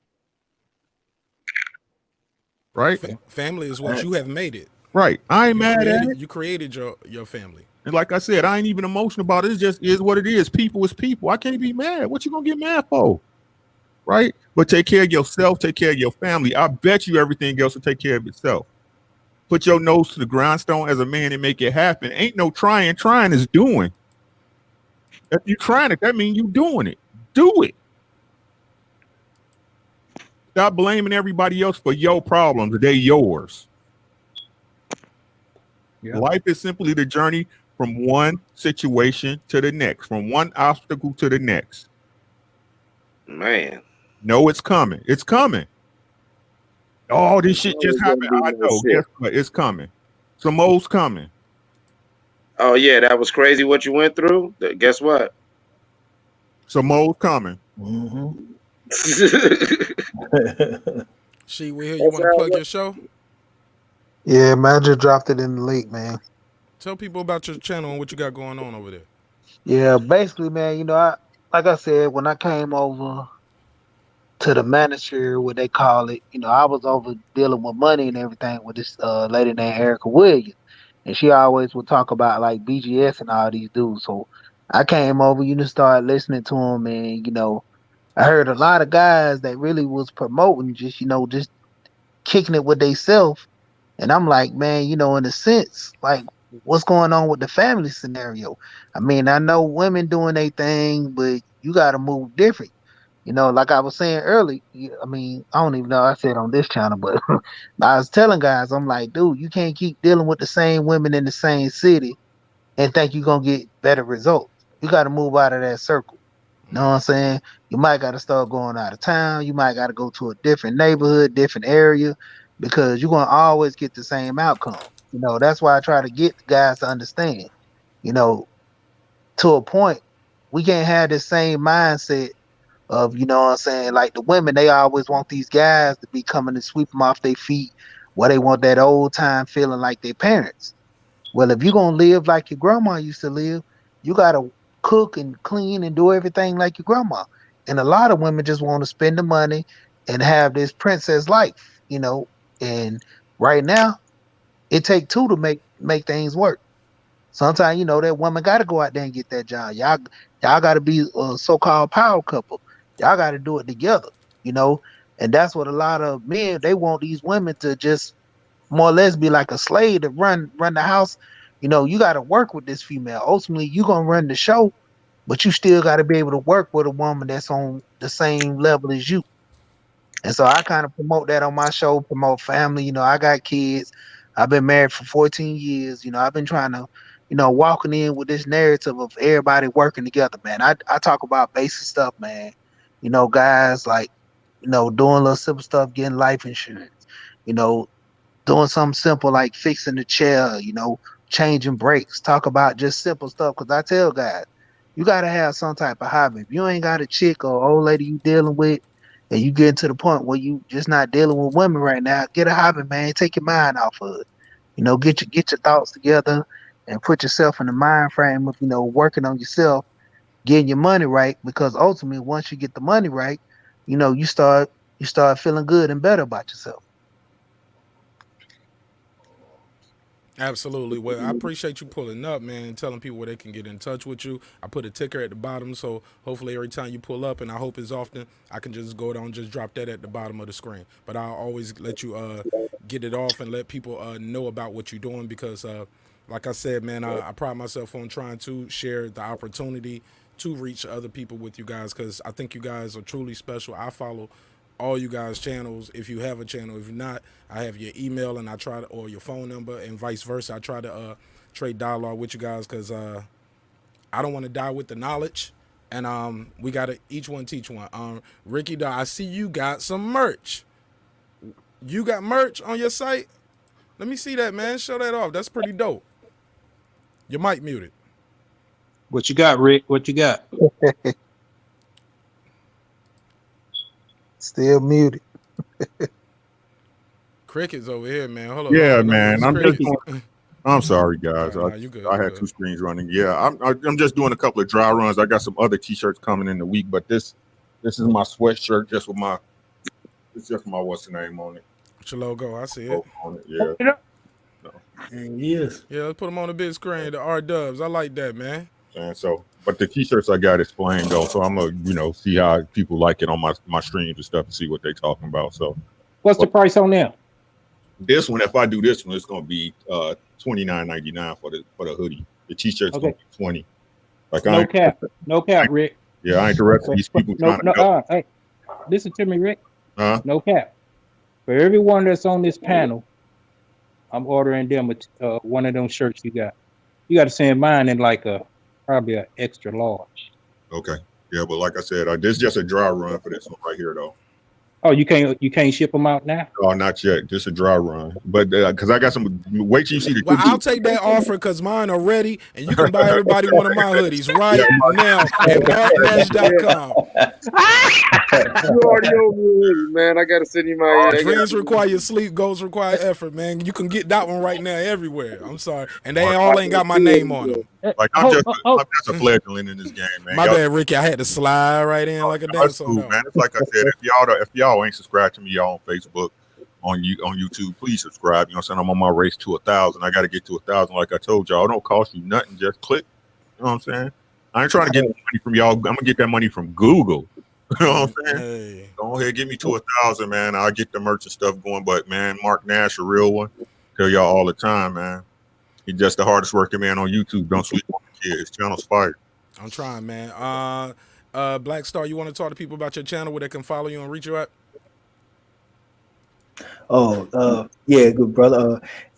Black Star Sports TV, man. You can catch me on all social media platforms, especially here on YouTube. That's where I am most of the time. I'm rarely on Twitter, but you might catch me occasionally on Instagram and Facebook as well. I got a Facebook group there too. So look out for me because your brother out there, man. And go and drop that subscribe and link up with your brother. And Ricky too, it's hard to find you sometimes. So click your camo, so your avatar, so they'll know when they got the right one again, so they can get familiar with that. Because when you type in Ricky Williams, it's it goes through a lot before they see that logo.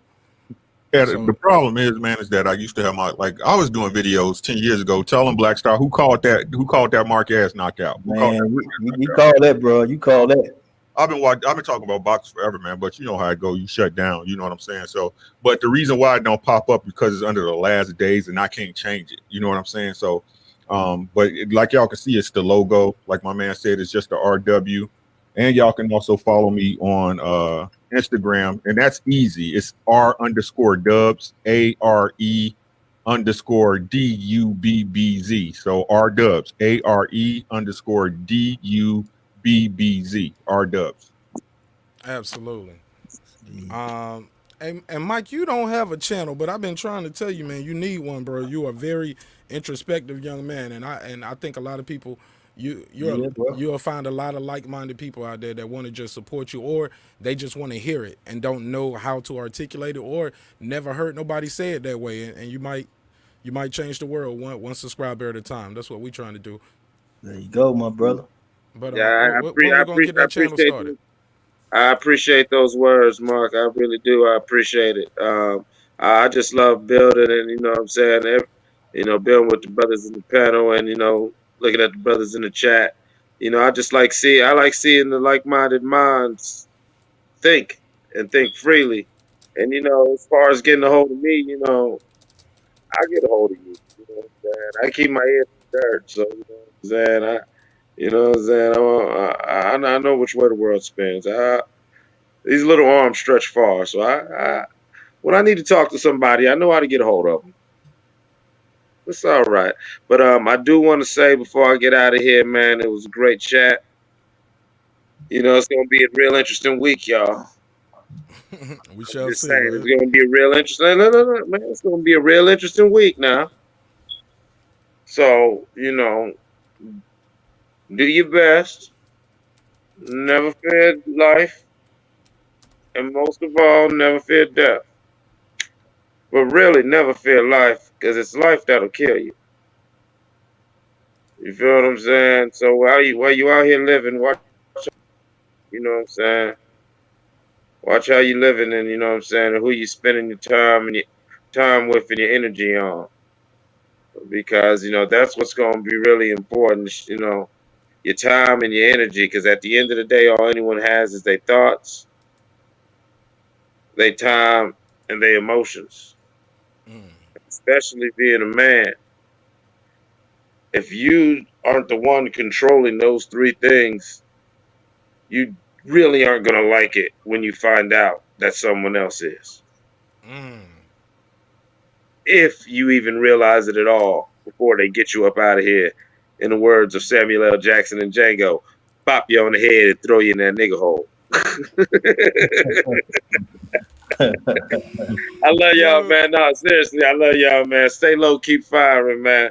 Nash, my guy, I'm gonna get with you. That's 2 sweaters because I heard you say you're gonna get out. So you already owe me a sweater, so that's 2 Yeah, hoodies.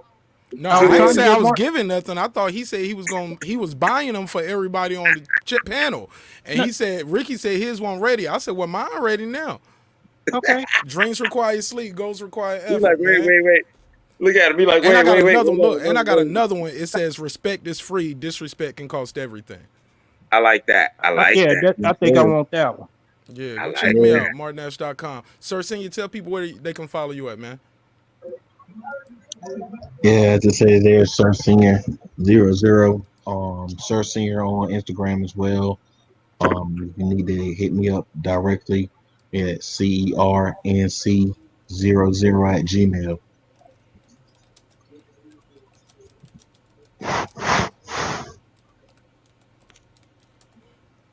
Go ahead. Hold on 1 second. Let me holler at my man. Tell you trying to pull up. You got anything you want to get off? Let me know. Let me know in the chat. Man, we had a great show tonight, man. Hell of a show, man. We've been talking about everything. Only thing we didn't get on was boxing, and I was like, man, I got all the boxing heads up here today too, and we didn't even get to that part of the Yeah, man, show, hey, he's soft as baby shit. huh? Man, we started off talking about rap battles, man. We was talking about political shit, racial shit, man, impeachment. Definitely got into some the Soho Karen. We got into introspective things that what we can do versus individualism versus tribalism. So I'm really proud of you guys. You guys was rolling with the punches today, and we was flowing with the topics. Shit was cool, and it means a lot to me to have you guys up here. I'm gonna try to keep it short. Like I said, I try to start on time and I try to end on time. I'm being a little easy with going over nowadays because I do understand that I don't want the show too long because it's hard to listen to a 9-hour playback, right?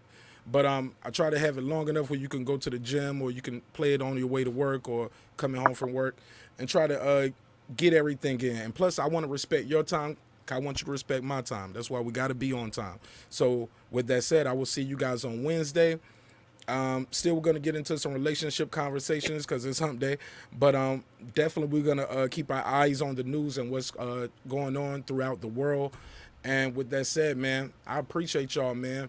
It's your boy Marq Nash. This has been Breaking the Beats, where we break down business, entertainment, art, technology, sports, and anything else we feel like squeezing into those letters. Hope you guys utilize the call line a little more next week.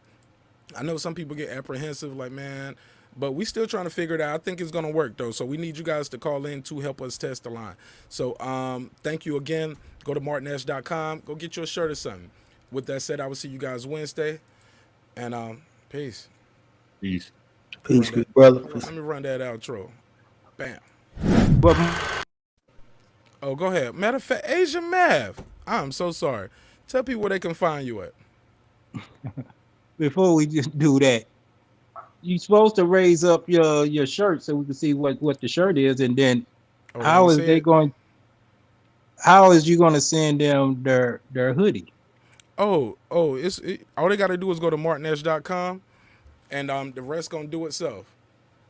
But you can go to marqnash.com, click the link where it says shop. Bam! I say I'm getting one for all them. So it's gonna get sent to them from the site. Oh, okay. Like they gonna put their address in. They gonna go, or you can go. Whoever going to buy it, they gonna figure it out. You just go online, you pick the size, the color you want, and you buy the address. Once you buy them, you can send them all out. Or you want me to send them all out separately? Yeah. Okay, well, we just gonna have to get the guys' addresses, and we'll mail them out to them.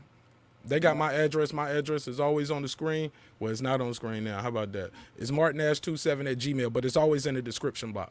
So marqnash27@gmail. Most of these guys already had the email, so we'll get that done. We could have talked about that after. I thought you was trying to get me to your bars, but they gonna get their shit if you gonna buy it. I said, yeah, man. I don't know. you like fuck with you. Go and tell people where they can find you real quick. I got a bigger gift. Just real quick, and I hit them with the bars. And the other guys done jumped up. They about to miss out. Yeah, but go right ahead. Real quick. Psyche 16. Psyche 16 and PHSYCHE 16. And when y'all Google that, consider y'all Psyche. Huh? HE. All right, tell people where they can find you at. As usual, you can find me next to the dime piece. If I'm slacking on my Mackin, I'll settle for the 9 piece. Have y'all Google Psyche 16? We gotta wrap the show, big dog. We gotta wrap it. We could talk about it in the private chat. We gotta wrap it. All right, hey then. man, it's your boy Marq Nash. See y'all on Wednesday.